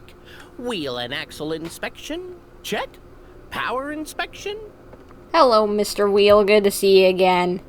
Good morning, Mr. Wheel. Oh, good morning, heroes of Simulanka. Hey, our old friend Wheel is the driver again. That already puts Paimon at ease. Are you certain you don't want us to accompany you, Your Majesty? We'll be fine, brother. I am. You can leave the dragon slaying to us. My partner's a pro. She does it all the time. I've only fought 2 or 3. What remarkable friends Her Majesty has. With such great heroes by your side, I'm sure you'll best the dragon with ease. We won't keep you any longer. No worries, it's fine. All right, then. Look after the city for me while I'm gone. Yes, Your Majesty. Just leave it to us. I think we're all set. Time to depart. Next stop, the end of the world. What kind of place is the end of the world gonna be? What? Oh no! Uh-oh, uh-oh. Don't die, don't die. Oh my gosh. Also, I just realized the tracks are those wooden train tracks, the toy ones. That's cute. Oh, what in the hecky doodle? Go forth and witness this world, my... Make sure to be nice to everyone. I leave it to you. Is that the witch again? Are you okay, Miss Nilou? I'm fine, but I think the traveler is still unconscious. We're lucky this guy caught us on the way down. Scaramouche! Hello! How are you doing, buddy? It's been a while. I'm surprised that you got sucked into here as well, but nice to see you nonetheless. Passed out from a little fall, did ya? How fragile.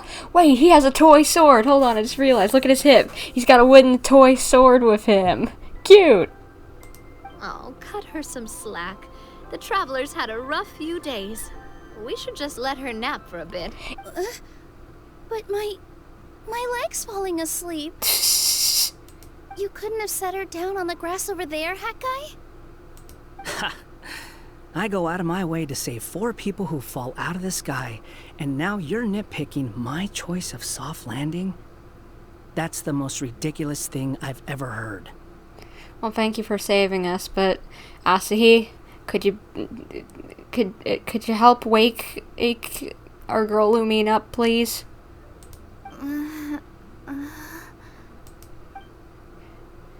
Okay, looks like we don't need to do CPR. Morning, sunshine. You were having a nice little dream there, weren't you?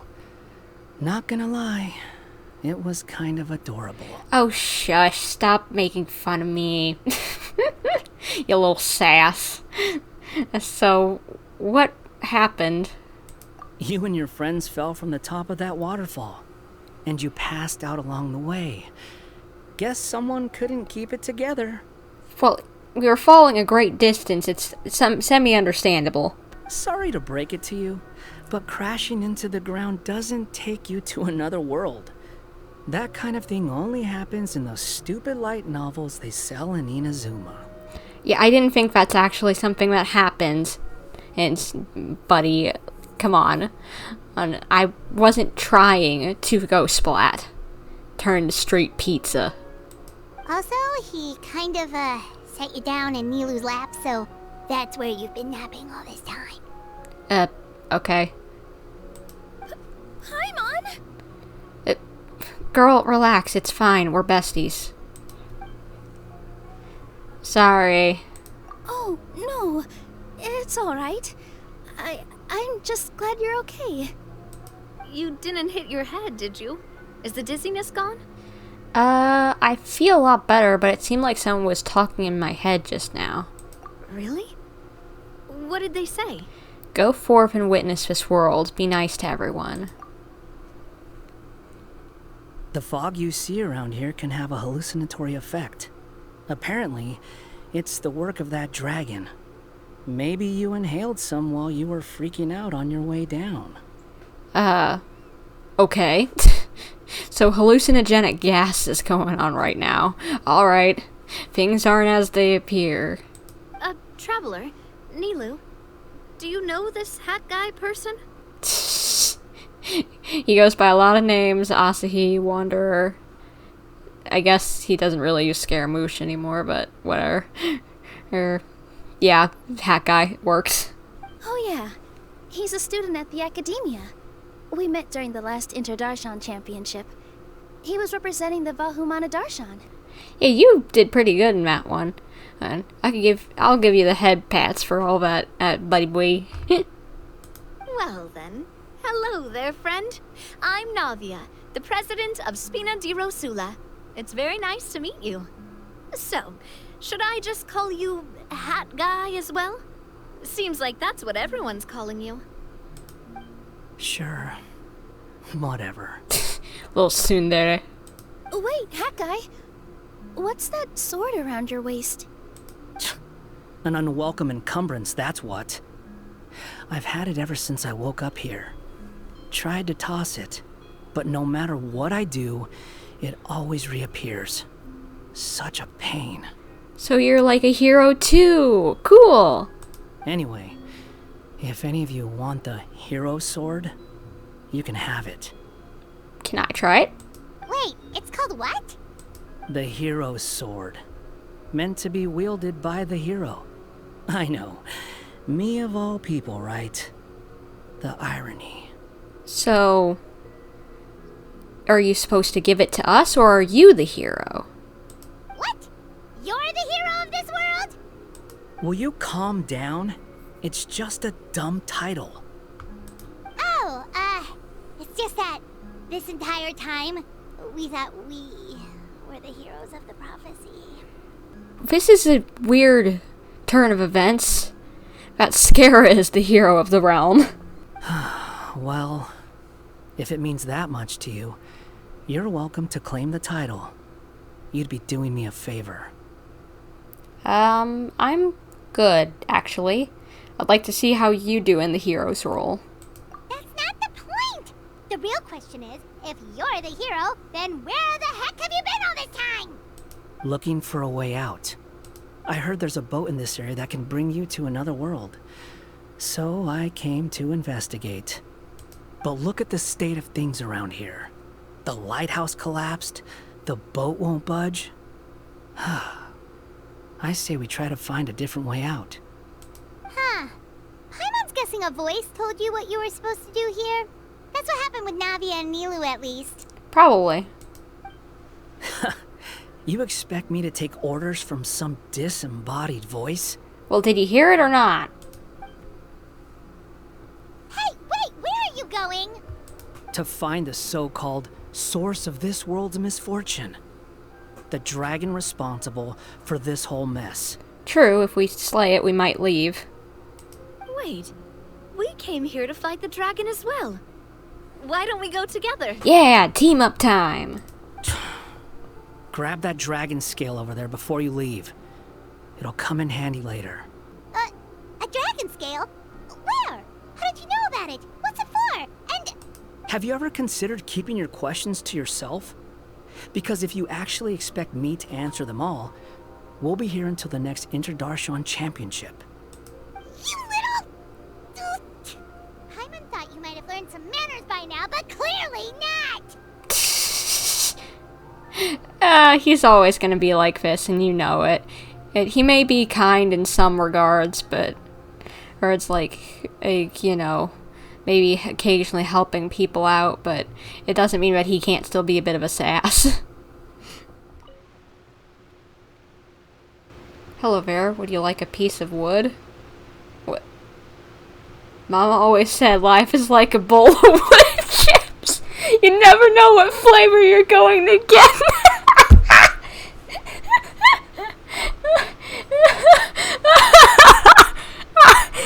It's a Forrest Gump reference. Oh my gosh.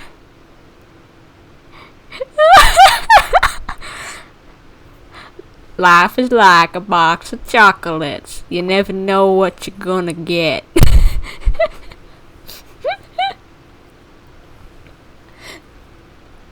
Oh my gosh, dude, how long are you gonna go on? You doing the whole thing? I've never watched Forrest Gump, so I don't know.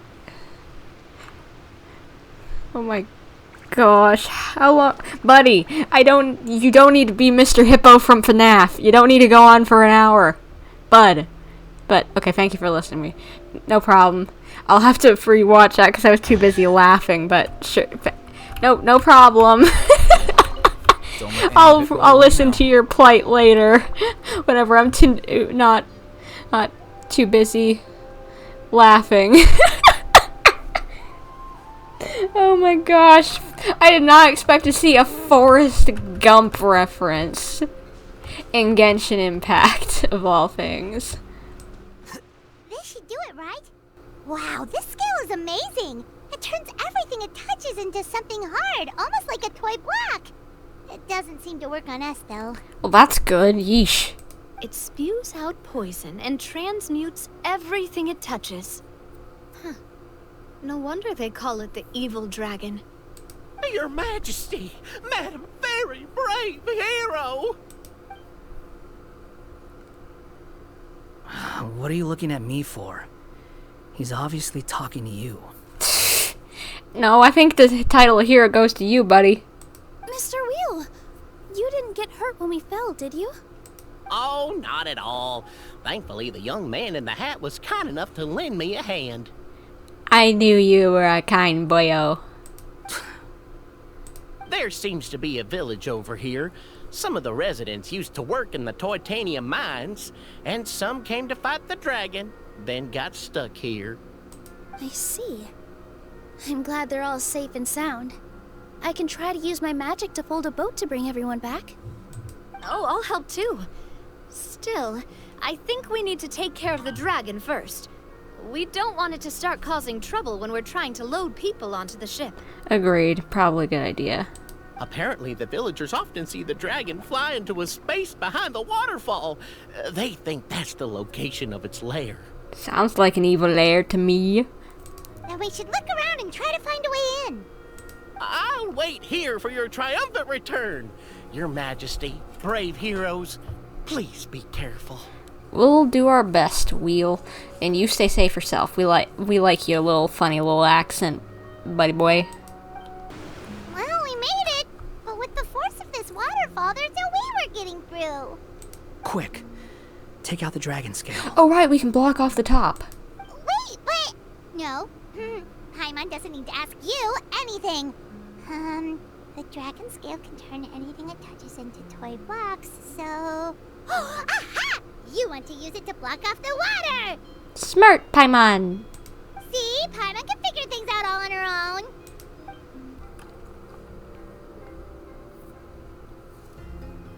own. Yeah, this looks intimidating, honestly. What's wrong, Nilou? Oh, nothing. It's just... I sensed a very powerful magical signature just now. Huh. Guess this is the dragon's lair after all. Huh? When did you put your hat on? Yeah, what? Well, we're getting ready to fight, aren't we? I feel more comfortable in my regular outfit. Hat Guy also put away that sword around his waist. Should have never had to use this thing to begin with. You guys, let me guess, we're going to use them in a fight and they didn't want to have to add stuff to their models to change them. Do you need to do anything to prepare, Traveler? Paimon's getting kind of nervous seeing everyone else serious like this. Alright, I'm set. Let's go. this space is completely empty. Yeah, looks like a boss fight ring. Paimon bets this is where the dragon sleeps. Pink, you were Watch out in right. front. It's coming. Ah, a toy dragon. Should have guessed by the scales. Well, time for a boss fight, I bet.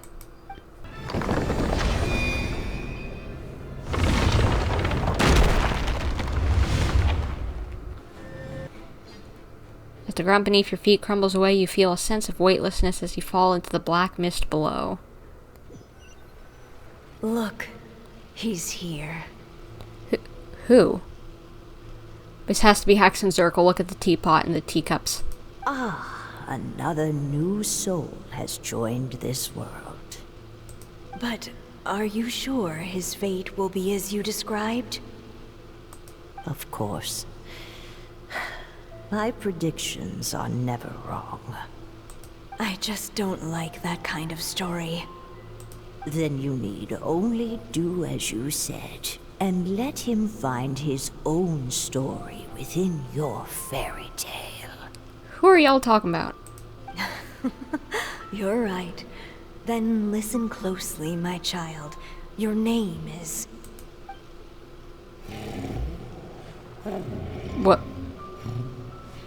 What is this place? Is that water? That's the castle. We went there earlier.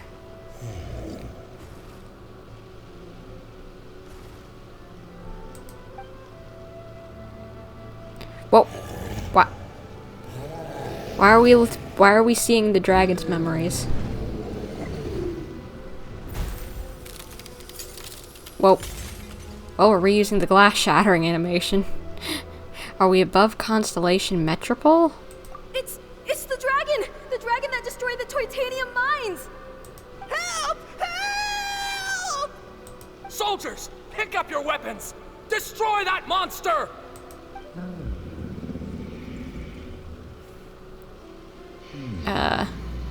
Is the dragon scared?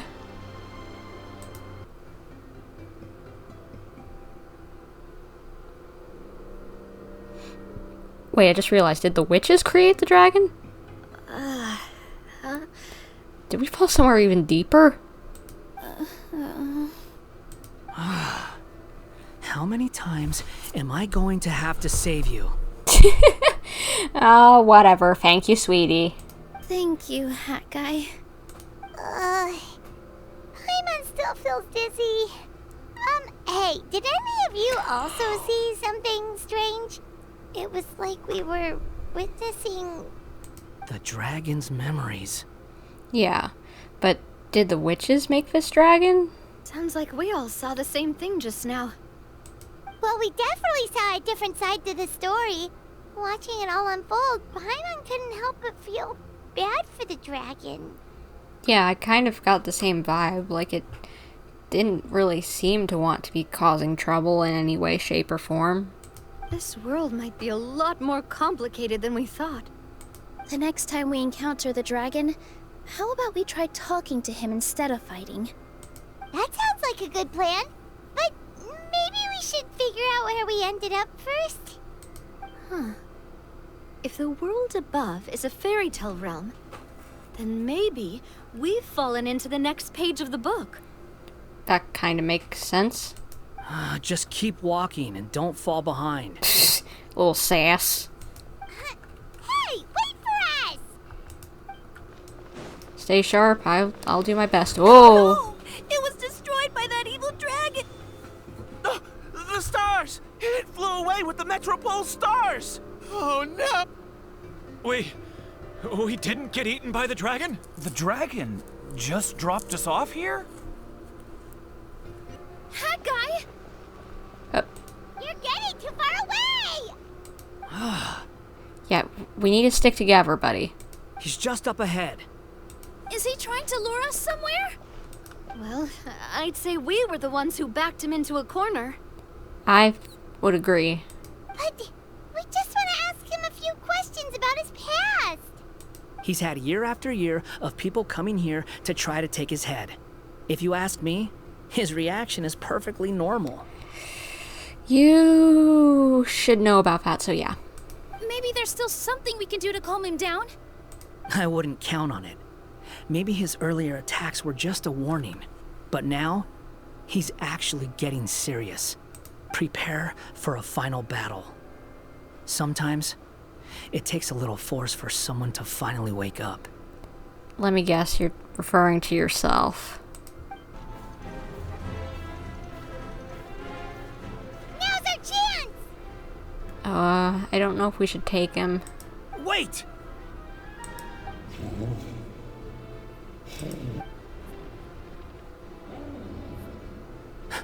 Huh?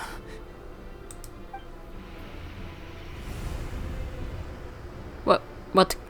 We gonna see something else? What's going on now? Are we inside the black mist? I see something up ahead.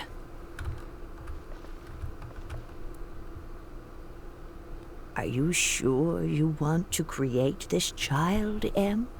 Even after what I told you about his fate? M.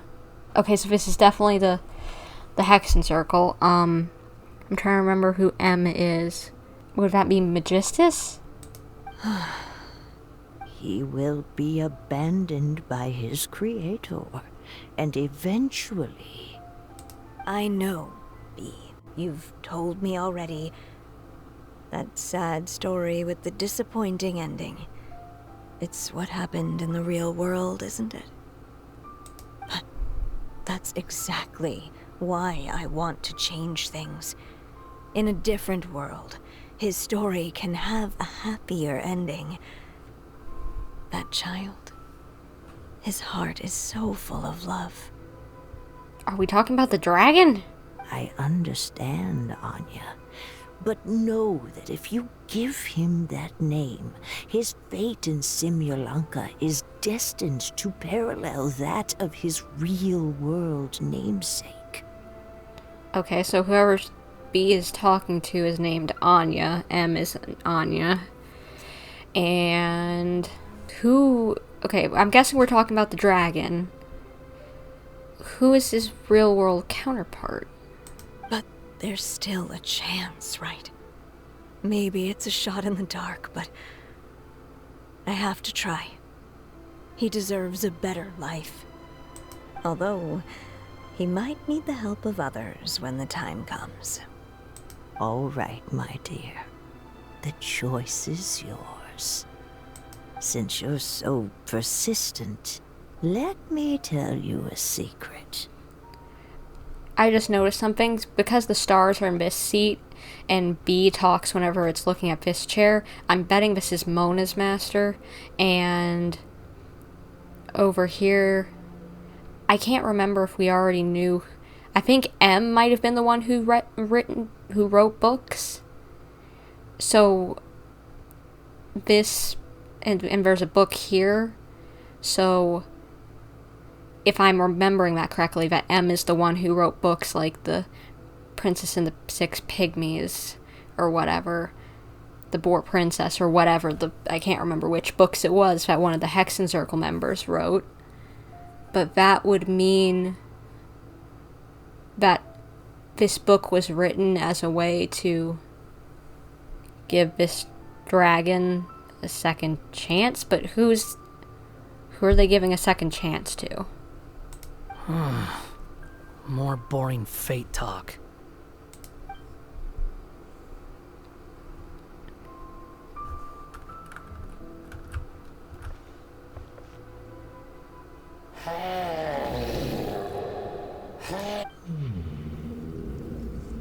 Mom? I'm sorry, my child. Unlike my friends, I don't have a long time to live.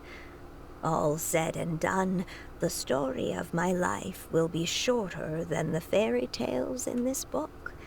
So I will have to leave your side, I'm afraid.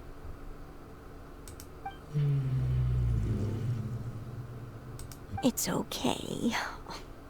It's okay. Once I'm gone, I will become a star in Simulanka. That's why it wanted the stars. From above. That's why it wanted the stars. Lonely, just look up towards the sky. Aww. Go forth and witness this world, my child. Make sure to be nice to everyone.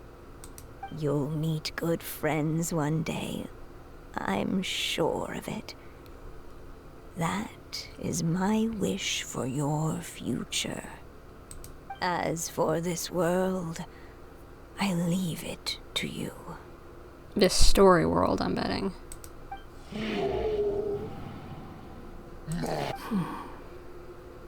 So in the end, you were betrayed too. Oh, yeah, Scara would relate because he lost people. Aw, he probably feels for him.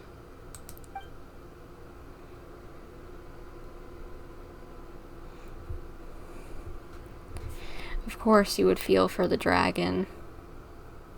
You'd understand him. Because you lost people the same way. Hey, Mr. Dragon! He brought you some food. You must be hungry.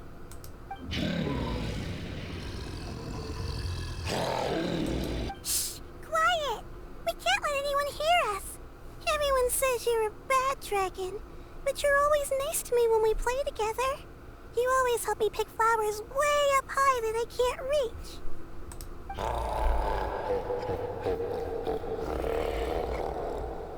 It's okay. Just keep hiding here, and tomorrow I'll... Oh no, my child! Help! Somebody help me! Save my child! The dragon's trying to kidnap her! Oh gosh. No, Mom! It's not like that! Listen to me!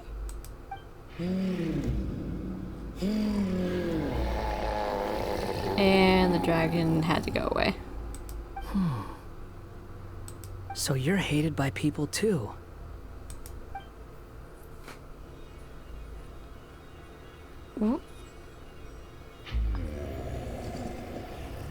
Okay, Star. So that's it. That's really your wish? To be friends with people, I'm guessing. To never have been born at all? That's not a fate you should wish for. Dragon honey, whoever you are, he should know, so you should listen to him. Because he literally said the exact same thing.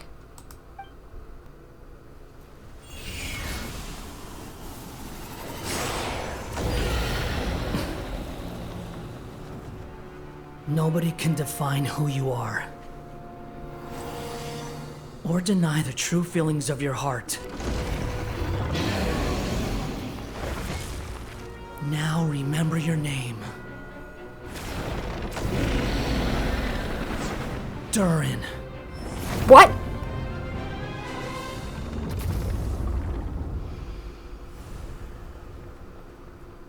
That's Durin?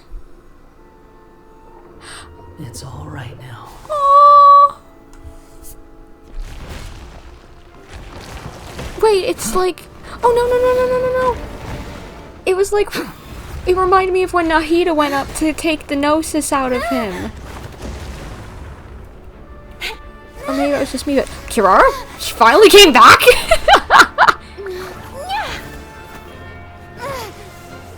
Kirara? Watch out! Kirara, you okay? Okay. Hello. Hello, box cat. Whew, thank goodness you're okay.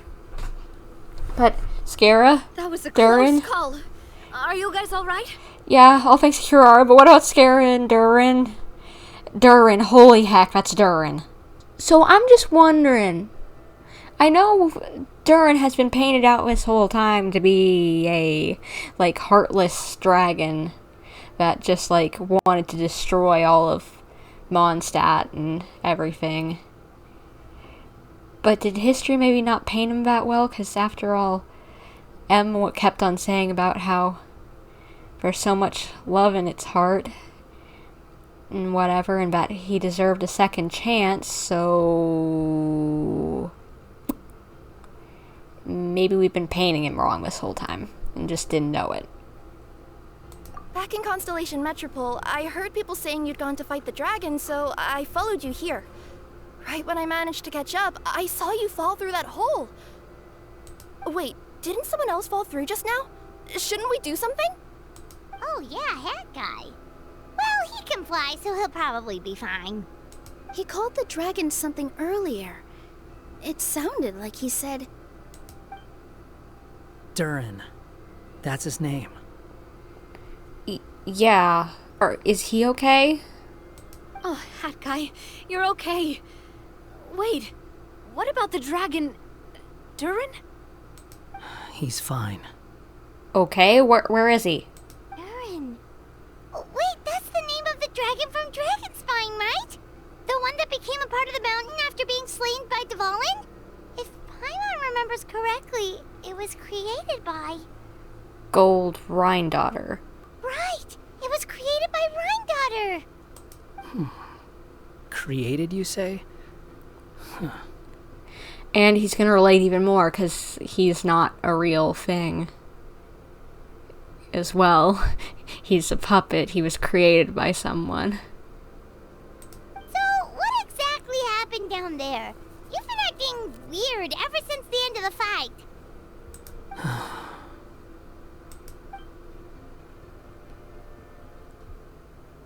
So that's the truth about Simulanka's evil dragon. What we saw in the mist weren't hallucinations, but the dragon's memories. Everything I heard during my fall must have been things said to Durin in the past. Huh. I thought it was strange. The people around the Broken Sea are clearly stranded, but I never heard any stories about the dragon attacking the village. The people we met along the way are probably workers from the Toitanium mines, or guards who came here to claim the dragon's head. Durin probably allowed them to live here because there was nowhere else for them to go. When I first came to this world, a voice spoke to me and said, "You are the hero of this world. Now go forth and save the dragon." And you did! You did listen, you little goober! Who is the person behind this voice anyway? And why did they bring us all here? Come with me. The answer to all this can be found below. Is this a study? Looks like it, a fancy one at that. That's right. It belongs to the goddess of fate. Goddess of fate? As in one of the three goddesses who created Simulanka? Or more precisely, M. One of the mages of the Hexenzirkel. And the one who created this version of Durin. Hexenzirkel? As in... Sorry, Paimon shouldn't just regurgitate everything you say. It's just... It's a lot to take in. Don't worry, Paimon, I do it as well. She created the story of Durin. Well, the Simulanka version at least. These records should cover most of what you want to know, including the identities of the other two goddesses. Read them for yourselves. I'm betting B is probably one of them. Old journal. By all rights, I should have been A, since A is the first and last letter of my name. But Alice overruled me on the basis of seniority and said I should be M instead because of my middle name. She really knows how to push my buttons. Still, her magic never fails to amaze me. I still can't believe she got one of my origami frogs to start talking. Okay, so Alice is one of the three goddesses, okay. The first one that creates life, alright. Why don't I write a story with origami animals as the main characters? Let's see. Once upon a time, in a magical forest, there lived a group of animals made of paper. Barbie loves looking into the future, so she used her powers to map out the fates of all living things in Simulanka. But knowing the ending in advance takes all the fun out of the story.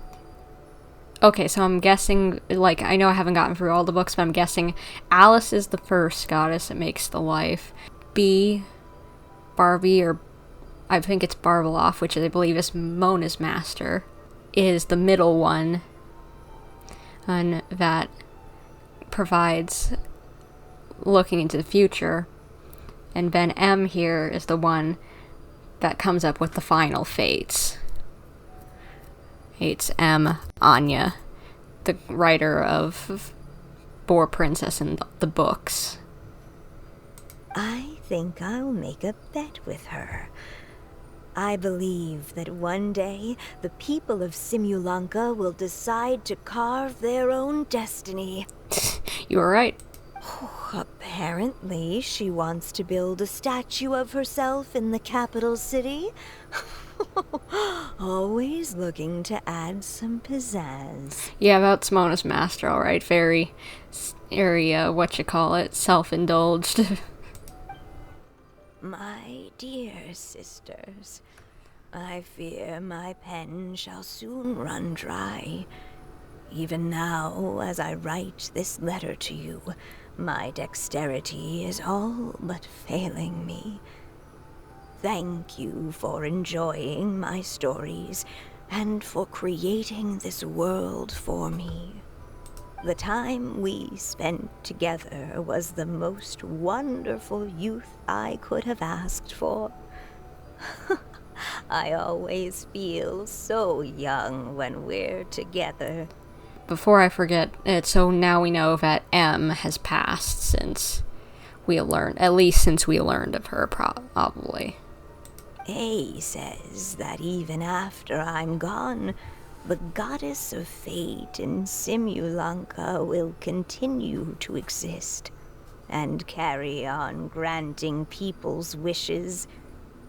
It makes me glad. If you ever want to chat, feel free to pay a visit to the goddess statue. Just don't wish for anything weird.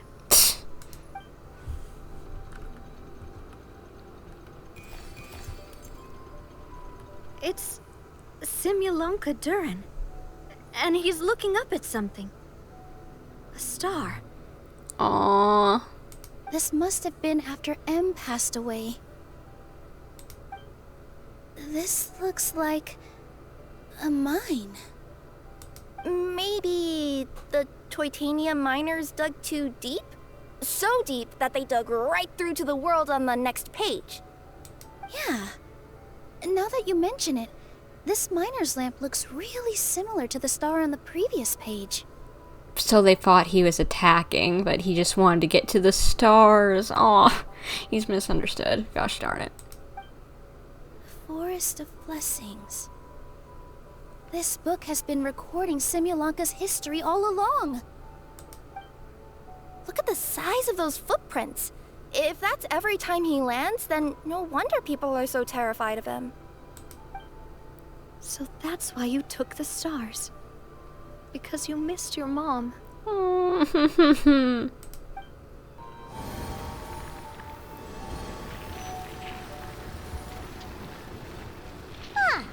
That statue looks different from the one in the Metropole. Well, this is M. That was B. At least I think. It's a different goddess. This one is the goddess of fate.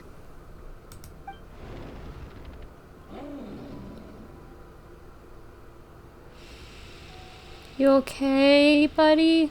Oh, he's hiding behind your legs like a child would. It's all right now, Durin. Nobody here wants to hurt you.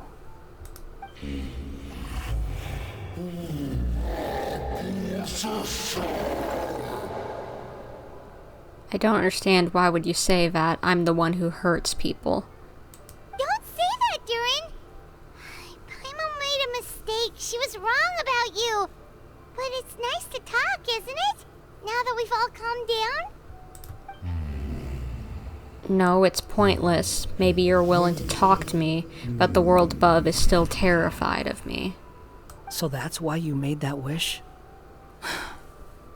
So stupid. Aw. Hey!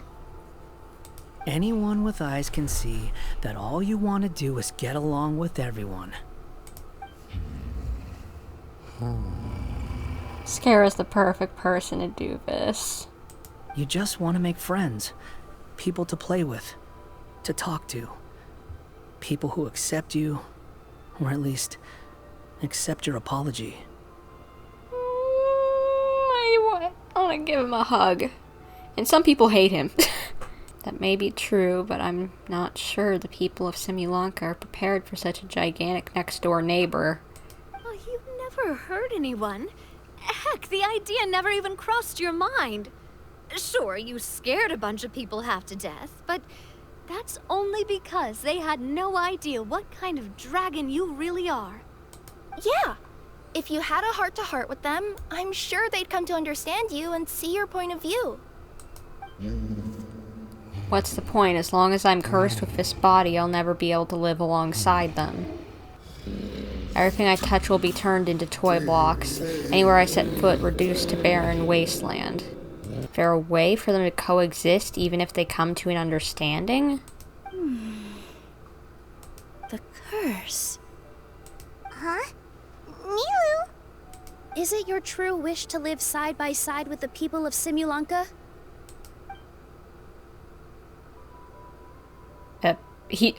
Did you just dip out, bro?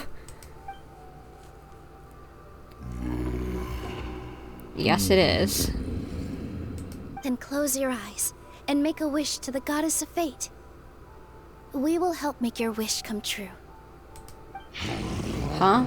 But how? Just trust me.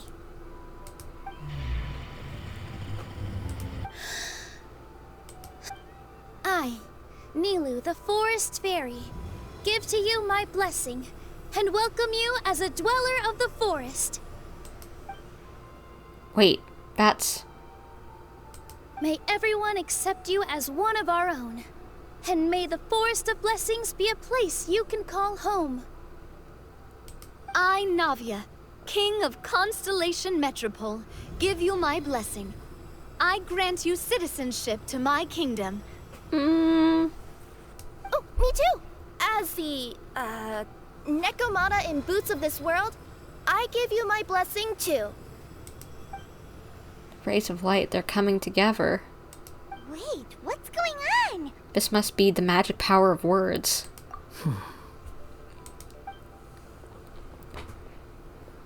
I, the hero of this world, give you my blessing. I recognize you as a resident of Simulanka. May you find acceptance in this world.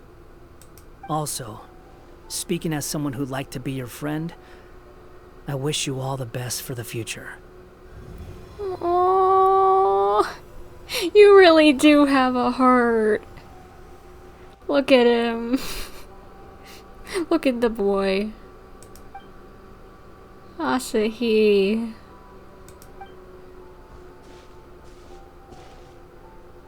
I, a traveler who has traversed many worlds, give to you my blessing. May you find friendship and goodwill no matter where you go.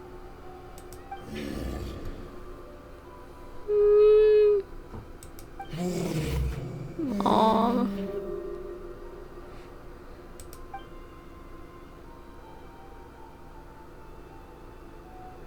As for this world, I leave it to you. Huh? What? Why are you all staring at me? Why is the dragon talking? Huh? My claws? Are these my claws? And my wings? My tail? Does this mean... Ah! Look at the guy! Look at little Durin! Oh my gosh! He's so cute! I need a plush of him right now! Let me squeeze him, he's so chubby! Oh my gosh! So you're the Spyro adjacent dragon I've been seeing on Twitter. Oh my gosh! He's adorable! Wow, you look so cute! Quite a radical transformation. Not that there was anything wrong with the way you looked before, of course. It's just, you get what I mean. How do you feel? Are you happy with your new appearance? Does anyone have a flower with them? Or even just some water or paper from this world? What? Why? Oh, I do actually. Here you go.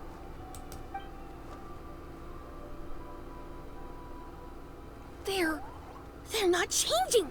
I can touch things without changing them. Nice! Hey, that's great! One more flying friend for Paimon! Yeah! You know what would be cool? If he was one of those, like, little floating companions that we sometimes get from events and whatever. Like, the little Sealies and whatever. Now the residents of Simulanka won't be scared of you anymore. But what about all the things that I did before? That's simple. Just go out there and atone. You could fill in the footprints you left on the ground, or help the people around the broken sea get home. Okay. And you'll come along and help me, right, Hat Guy?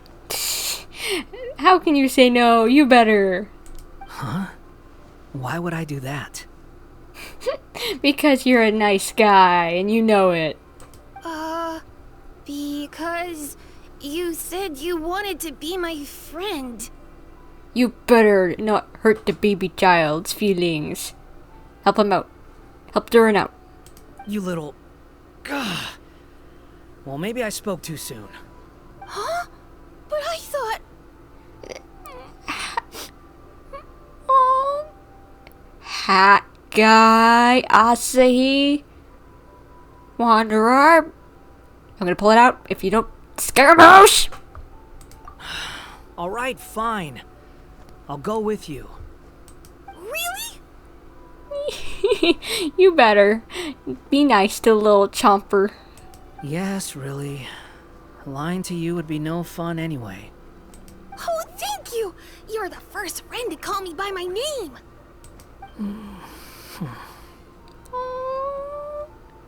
Let's go back up. I'm about to suffocate down here. Aww.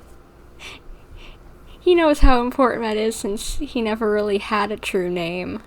He wasn't given one truly until we came along.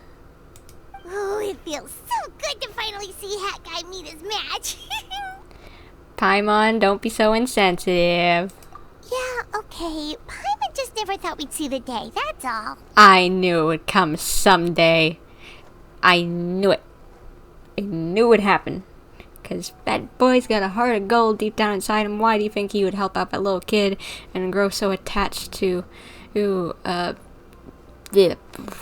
guy who took care of him and whatever? Or I can't think of his name, but you know, the one guy that the Torre killed and whatever. Just, I knew he had a heart of gold in him. All right, let's also head back up then. You okay? Don't be scared, Durin. We'll be right by your side. Thank you for your blessings, everyone! Oh, this is the happiest day I've had in a really long time! Back! Ta-da! Surprise, everyone! Alice? Ah!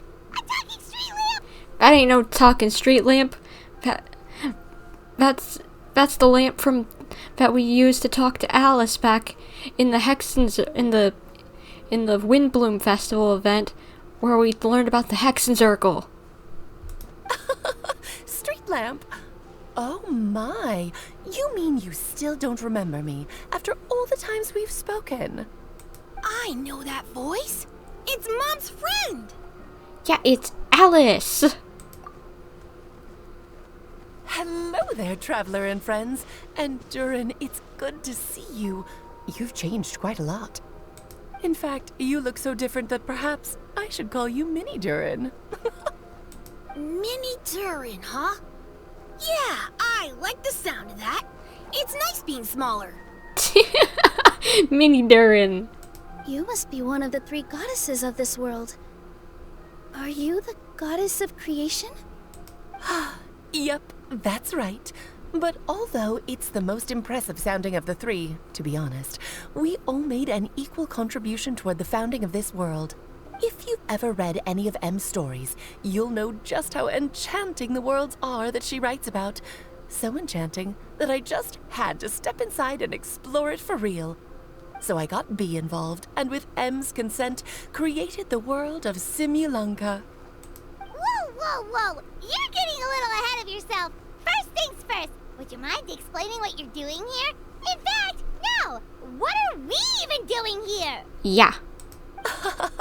Don't worry, all will be revealed. After everything you accomplished on your journey, you're free to ask me anything you want. Let's start with your first question then.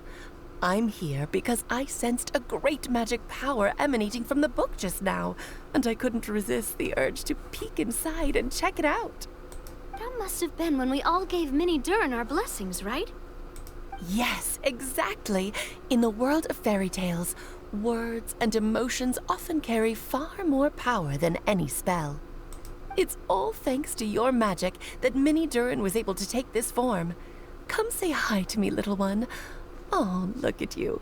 You're as cute as a button. So, what about us? Was it always part of the plan that we'd come here? Plan isn't the word I'd use. If you ask me, I'd say fate works in mysterious ways. When Durin of Simulanka made his wish to the goddess of fate, it just so happened that in a world far away, all of you wonderful people were holding a copy of M's fairy tale at that exact moment. And because of your noble and kind souls, you were selected by the goddess of fate to come and save this world. Well, that's a coinky-dink. Now that you mention it, that's what I was doing when I was transported here. I was reading a fairy tale to some children in the Fleuve Cendre. I think I just, happened upon an old book and decided to use it as my pillow during a nap in a box. Wow, what a crazy coincidence. Wait, that's not right. How come everyone else got assigned a role except us? 'Cause we were also... Yeah, that was it.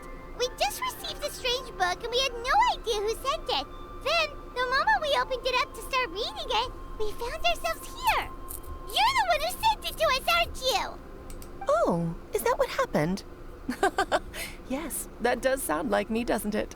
Well, then why did you send us here? Good question. Why indeed? Maybe I thought this was such a good story it simply had to be read by someone. As the traveler and witness of many worlds, how could I let such a beautiful place pass you by? True, we are the witness of this world. I can sense that your blessing for Mini Durin was a very special one. With this blessing from beyond the story, he might even be able to explore worlds outside of this one. What? Little Mini Durin's getting a second chance, like, legitimately? Like, old Durin be dead, this one, like, OG Durin be dead, but this one's getting a second chance. Yo, that's actually kind of cool. Teyvat, you mean? That's right. In fact, back when we were first creating Simulanka, M told us that she hoped the people of this world would one day be able to explore the wider world beyond. Every story has an ending, but if the story becomes reality, it should have the right to choose its own path. So, in other words, the predestined lives these people lead were always going to disappear one way or another. Wait, so even if the people here get to go to other worlds, surely there's gotta be a way we can leave too, right? Yeah. Don't you realize you've been able to leave all along? Let me guess, we just have to wish for it and poof, we're good? Huh? You can either take the boat at the Broken Sea or touch the giant bookmark at the Cliff of Prophecy. All you need to do if you want to leave is focus on the place you want to go. Oh. How were we supposed to know that if you never told us? Exactly. Huh, didn't I? Well, given how smart and capable you are, surely it can't have posed a huge problem for you. As for your other friends who were summoned here, if I had to guess, I'd say the Goddess of Fate probably didn't tell them about it because she wanted them to get engrossed in the story. She's M's reflection, after all. It wouldn't surprise me if she shares M's love for cliffhangers. Anyway, I think that answers your questions, yes? What do you all plan to do next? I don't know. I'm gonna go say sorry to the people of this world. After that, I want to start protecting Simulanka, just like Mom told me to. Now we know how easy it is to get back home. Paimon's suddenly not in such a hurry to leave. Same here. It's not every day that you get to come to such a magical world. I, for one, plan to explore it a little longer. Me too. I'm glad to hear it. Maybe I should invite some other friends to join you too. Do what? By the way, Mini Durin, I'm delighted to see you've made some new friends. I'm sure Em would be very proud of you. Now, before I depart, please let me give you a blessing as well. May your future be as rich and colorful as the stories Em used to tell. She's gone. Guess this is where the hero's journey comes to an end, huh? Guess so. But it's also where a new journey begins. The adventures of Mini Durin and friends. Huh? An adventure for me? Oh yeah, you got plenty of things to do. You got a whole life ahead of you. You bet. For starters, I'd love to introduce you to my other friends in the forest. Even though there have been some misunderstandings in the past, I'm sure they'll welcome the new you with open arms. Huh? Stop looking at me. I already said I'll come with you. Yeah, Durin, he already said he would. Whoa! Look over there! Wow. The stars are beautiful. I'll bet that's a gift to Mini Durin from the 3 goddesses of this world. Oh. Thank you, Mom. Aww. Book learning alone. It's been a while since our last adventure. Oh, Paimon wonders how Mini Durin is getting along in Simulanka. Let's go to the Forest of Blessings and take a look. Alrighty then. Here's your 2 magic tonics. Guys, you might not want to drink that. Why, thank you, young lady. And might I add that you're looking quite lovely today. Jean, come on, take a seat and let's have a drink. I ordered one for you as well. But is this really appropriate? I mean... Girly Pop, take a break. Still worried about Klee? Relax. Albedo's with her. She'll be fine. Kaya and Master Jean! What are you 2 doing here? Oh, look who it is. The Traveler and Paimon. You must be the pleasant surprise that Miss Alice told us about. Greetings to you both. This is one place I didn't expect to run into you two. The locals here have been talking non-stop about some brave heroes who saved the world. Let me guess. You two have been up to your old tricks. Of course. Well, not just us. We only played a small part. You could say we were 2 members of the Heroes Adventure Team. Still sounds mighty impressive to me. As ever, our honorary knight is making us proud wherever they roam. Did I hear you talking about Alice and Klee? That's right. We received a letter of invitation from Miss Alice, proposing that we take Klee for a vacation in Fairyland when work dies down. Fairyland! I wasn't sure what she meant by Fairyland at first, but if my eyes are not deceiving me, she was being quite literal. Pretty much, yeah. Klee ran off excitedly as soon as we arrived. I'm a little worried about her, but Albedo insisted he would look after her while we do our own thing. We can go check on him. We could hardly say no to such a considerate offer. So I took it upon myself to bring Jean to the nearest tavern we could find. Any excuse for a drink, huh? Well, we are on vacation. It's only fair that we get to indulge ourselves a little. You're right. I should make an effort to relax and unwind. It's what Miss Alice would want, after all. Oh, wait, Kaya? What exactly did you order from the bar? The house special, of course. Best way to get a taste of the local culture. Yeah, don't drink that, buddy. Are you not gonna tell him? Are neither of you gonna tell him that he's gonna drink ink if he does it? Why are you making that face, Paimon? Buddy, don't drink that. Nothing. I was just perpetually amused by your lifestyle, that's all. Go on, drink up. Something tells me I need to tread carefully here. Let's see, it's got a lovely color, but how about the taste?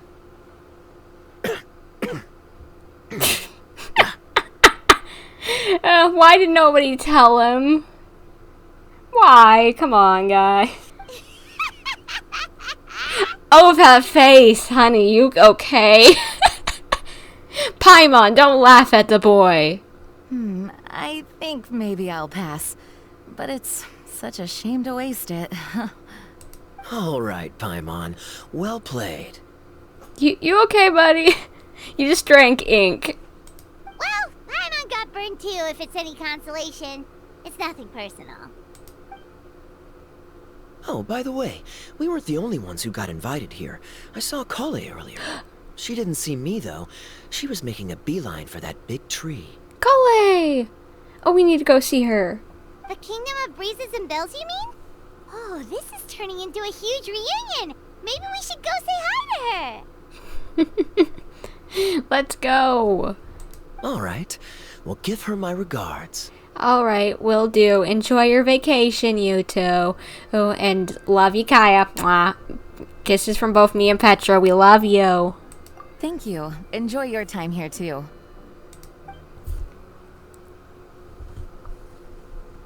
The structure of the tree houses here is nothing short of amazing. I have to write it down, so I can tell Master Tighnari all about it later. Hey, Kale! Kale! You scared me. Traveler and Paimon, you got invited here too? Yep. Well, they sort of skipped the invitation part, but anyway, what you doing out here? Something caught your eye? Oh, yeah. I'm trying to observe and summarize the structures of the trees here, and also the animals that live here. Well, the residents, I guess? I still can't get over the fact that they're all someone's origami handiwork. Yeah, they are pretty cute. Once a forest ranger, always a forest ranger, huh? Not sure you'll be able to apply much of what you learn here back home, though, with this being a magical world and everything. Yeah. What? Over there, by the giant footprint, have those houses always been there? I don't know. Oh, those? The local flying squirrels told me that they were built by a small dragon and some guy wearing a hat. Aww. Oh, that must have been Mini Durin and Hat Guy. Any idea where they went? Supposedly, after building the houses, they went to somewhere called, Constellation Metropole? Did I say that right? Yep, you did. Yep, you got it. Oh, also, when the locals mentioned the dragon, did they seem at all, did they say how they felt about him at all? Now that you mention it, the atmosphere changed a little when they talked about him. Oh no. Please be good. They mentioned some stuff along the lines of past misunderstandings and welcoming new members. I only just got here, so I know very little about what has happened in the past. They seemed genuinely grateful for the houses, though, and said they were going to plan a welcome party. Aww. Oh, thank goodness. Whew. Sounds like the forest has begun to accept him. It's a step in the right direction.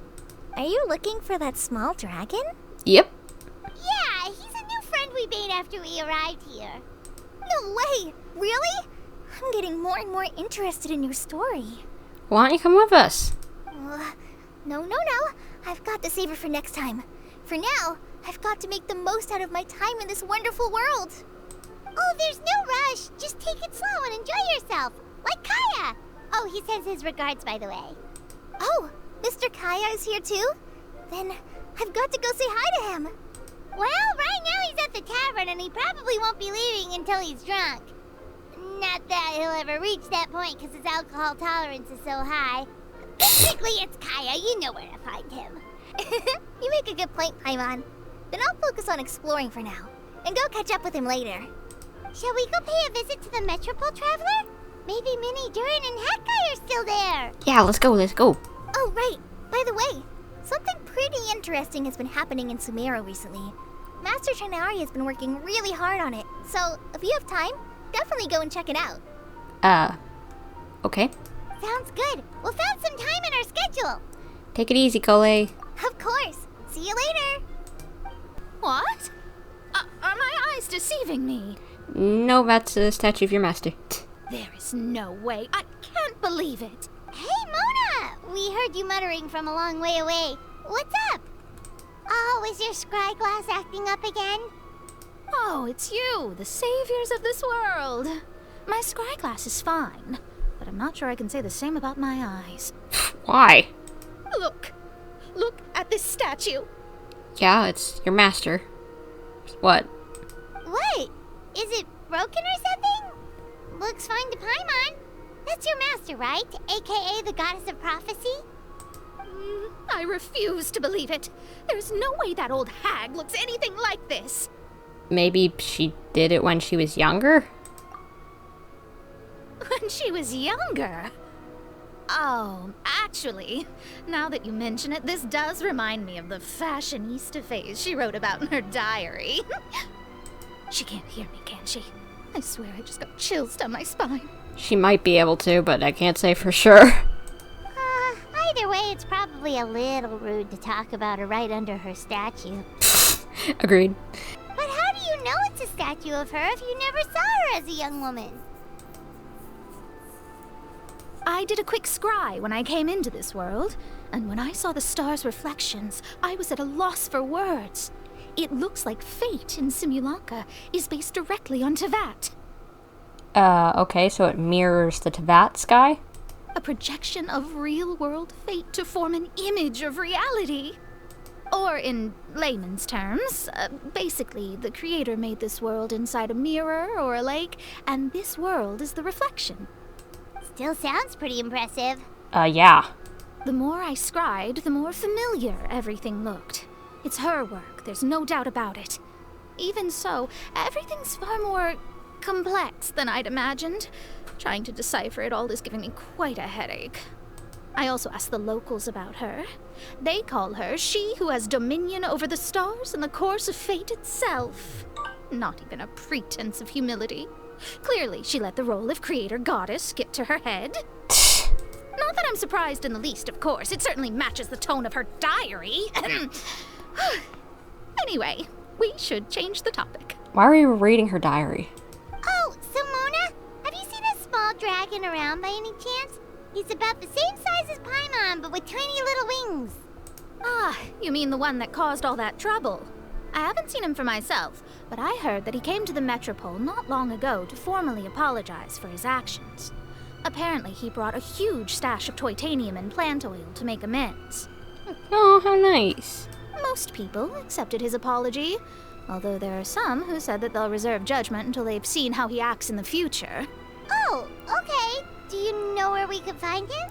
Let me guess, we gotta go to the end of the world again. One moment. Scryglass.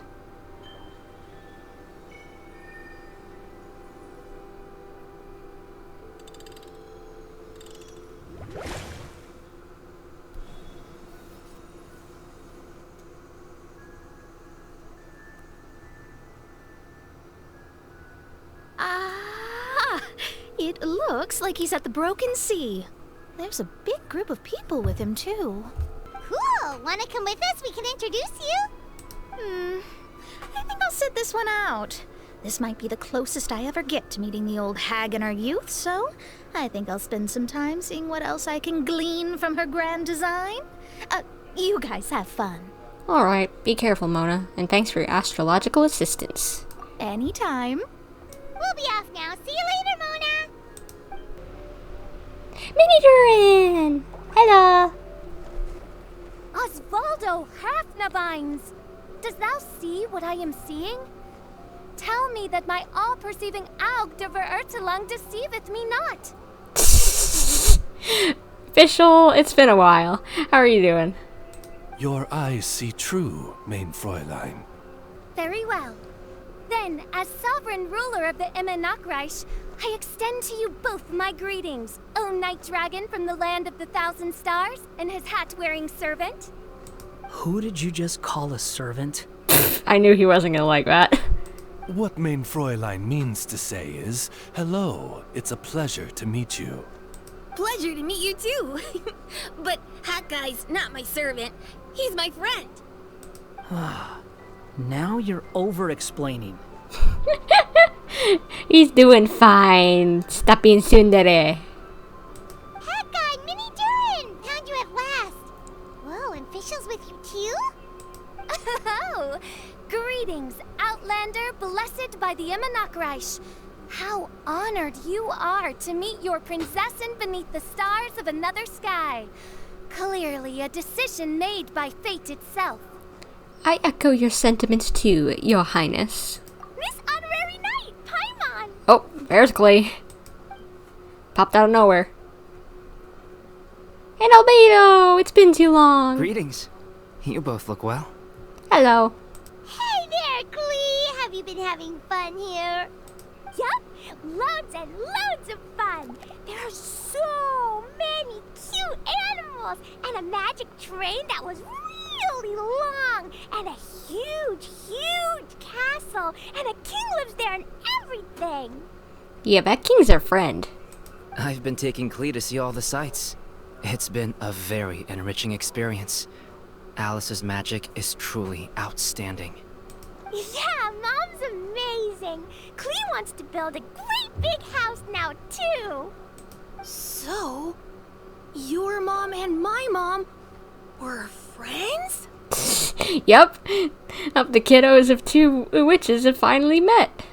Well, technically, Albedo and Klee have already, and I guess you could kind of count Mona. But here's another one to add onto the witches' kiddos. Our moms were friends, which makes you my big brother. My mom used to read your mom's stories to me all the time. They were great. Big brother? You're part of the family now. Wow. Thank you, Klee. Can I go play with Klee, Hat Guy? Suit yourself. Why don't you join in? Albedo, can I? Go on. Just don't go too far away. I'll come pick you up later. Yay! Come on, Mini Durin. Do you want to come play with us too, Fischl? Your prinzessin accepts your invitation. Rejoice!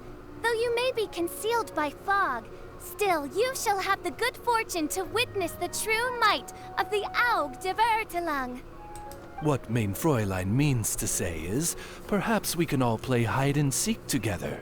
Main Fräulein is it. Oz is sometimes an absolute godsend because sometimes this girl Fischl, she cannot say anything exactly as it's meant, and understandably. Hooray! I love hide and seek! Oh, me too! Go have fun, kiddos. To return to our previous discussion, Mr. Hat Guy, you were telling me about a prophecy? I heard B talking to M. What she said was... Since you're so persistent, let me tell you a secret. Wait, what? Our child will one day rise from the dead. Ours Rhine-daughter. And that could be either referring to Albedo or the real world Durin. Albedo ain't dead, so unless he dies, so if he does die, we know he'll come back to life. Or real world Durin is coming back. That is not a good thing. We've kind of had hints towards that, but I was hoping that it was just something to freak us out. But yeah, I guess Genshin definitely does like to follow through with their plot lines. They don't really let go of the strings that are hanging. They always pick them back up eventually. And oh boy, that's a big Fred. That is just, oh boy, that's not a good one. Is she saying that Dragon Spine Durin will come back to life? I'm shocked and shooken, oh my gosh. I only heard it in a memory, so don't hold me to it. Understood. My recent observations at Dragonspine lend credence to this prophecy as well. Durin's heart has slowly but surely been growing in vitality. The process is extremely slow, but the trend is clear. Yeah, that is true. What should we do? To start with, plan for every potential scenario, including, of course, the worst-case scenario. How exactly do we plan for giant dragon attack? I am well aware of Durin's past, and I sincerely hope that things never escalate to that point. Still, we need to be prepared for every possibility. If the prophecy is true, and Durin's heart will one day beat again, I'd like to hope that whatever rises from the dead is no evil dragon. True.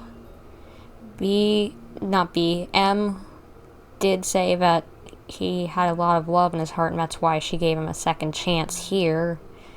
But still, so was the real world Durin had to have been misunderstood if that is the case. So maybe things will be okay? Or it just is going to take a little bit of convincing, like here? If you understand what I mean. Maybe it'll be like a interlude quest or something, who knows? Kind of? But not really. And so, when the time comes, Mr. Hat Guy, will you and Similanka's Durin be willing to lend us a hand in our hour of need? Huh?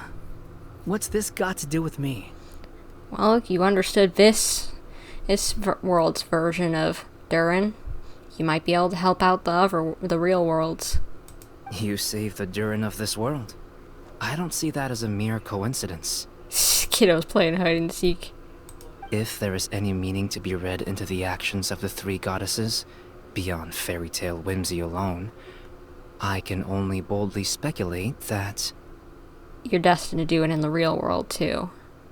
The fate of this reflected world may have a reciprocal effect upon our own world. If Durin of Dragonspine will soon come back to life, we will need many Durin's help, as well as yours, given that your fates are now intertwined. Well, that's a nuisance. Come on, you're a hero of legend. You had to have realized that that kind of title would be more than just a day's work, right? To be sure. It certainly won't be easy. Albedo! There's a flying paper ship over there! Can we go see it together, please? Sure. 2 seconds, I'll be right with you. Please give my suggestion some thought, Mr. Hat Guy. Hat Guy, I'm back! Huh? What were you guys talking about? Nothing. Should we say something or no? Huh. Okay then. Let's go join the others. Everyone's going to check out the new origami ship. All right. I'll be right there. Asahi, are you worried about Durin? Why would I be? Do I strike you as someone who cares about other people's issues? Yeah, you do. I know your past, as much as you don't like to admit it. You cared about, Niwa, was it? I'm sorry, it's been too long since the Inazuma arc, but, you cared about the blacksmiths. You cared about the little boy that was sick. So, yeah, I do. Now that he saved Simulanka's Durin, maybe he'll be sympathetic to the Durin of our world. quit trying to guess what I'm thinking. I'm leaving. Sassy butt. Albedo is right. He needs time to think about it for himself. Oh, there's a Durin on it! Aww, what a lovely little boat! The forest fairy helped us make it. Paimon just realized there's a lot fewer people around the Broken Sea now. Guess most of them have made their way back to the Metropole. Does this boat have a name? I can't see one anywhere. The SS Durin, maybe? Huh? A name? Every boat has a name. At least, all the ones I've seen before. They're usually symbolic names that represent something aspirational.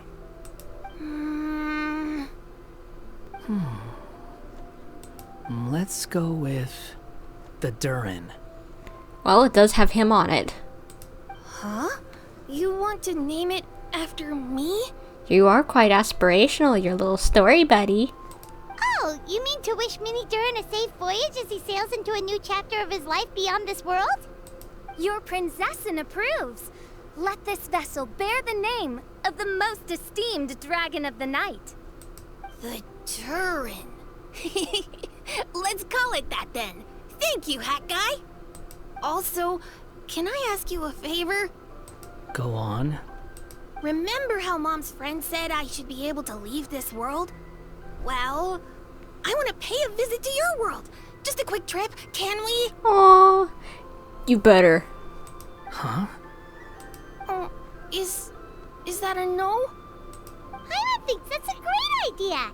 If the people of Simulanka are allowed to go to Teyvat, then what's the problem with taking Mini Durin there for a visit? I'm assuming I'll have to be your bodyguard while we're there. I can protect myself. And I'll do what you say. I won't fly off on my own, I promise. Please, can I go? Come on. It's your new buddy. Do it for your buddy. It'll be up to you to stick close. If you disappear on me, don't expect me to come looking. Got it! I'll stick close! Why don't you take the Durin? Now you've given it a name, it'll be a maiden voyage for the boat and a brand new journey for you. Are you leaving, Mini Durin? Okay. Well, make sure you come visit me in Mondstadt so we can play together again. Klee will draw you a map to show you the way.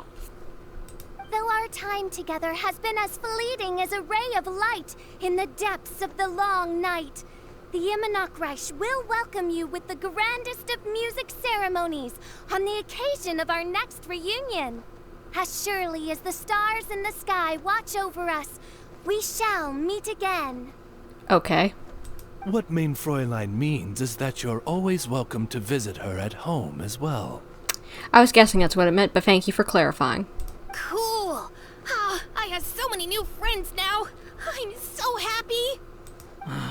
Are you done yet? If you want to leave, then get over here. Take care! Thank you, everyone! Thank you so much! The blessings you gave me are more precious than any treasure, and more beautiful than any fairy tale! Next time, it will be my turn to make your wishes come true!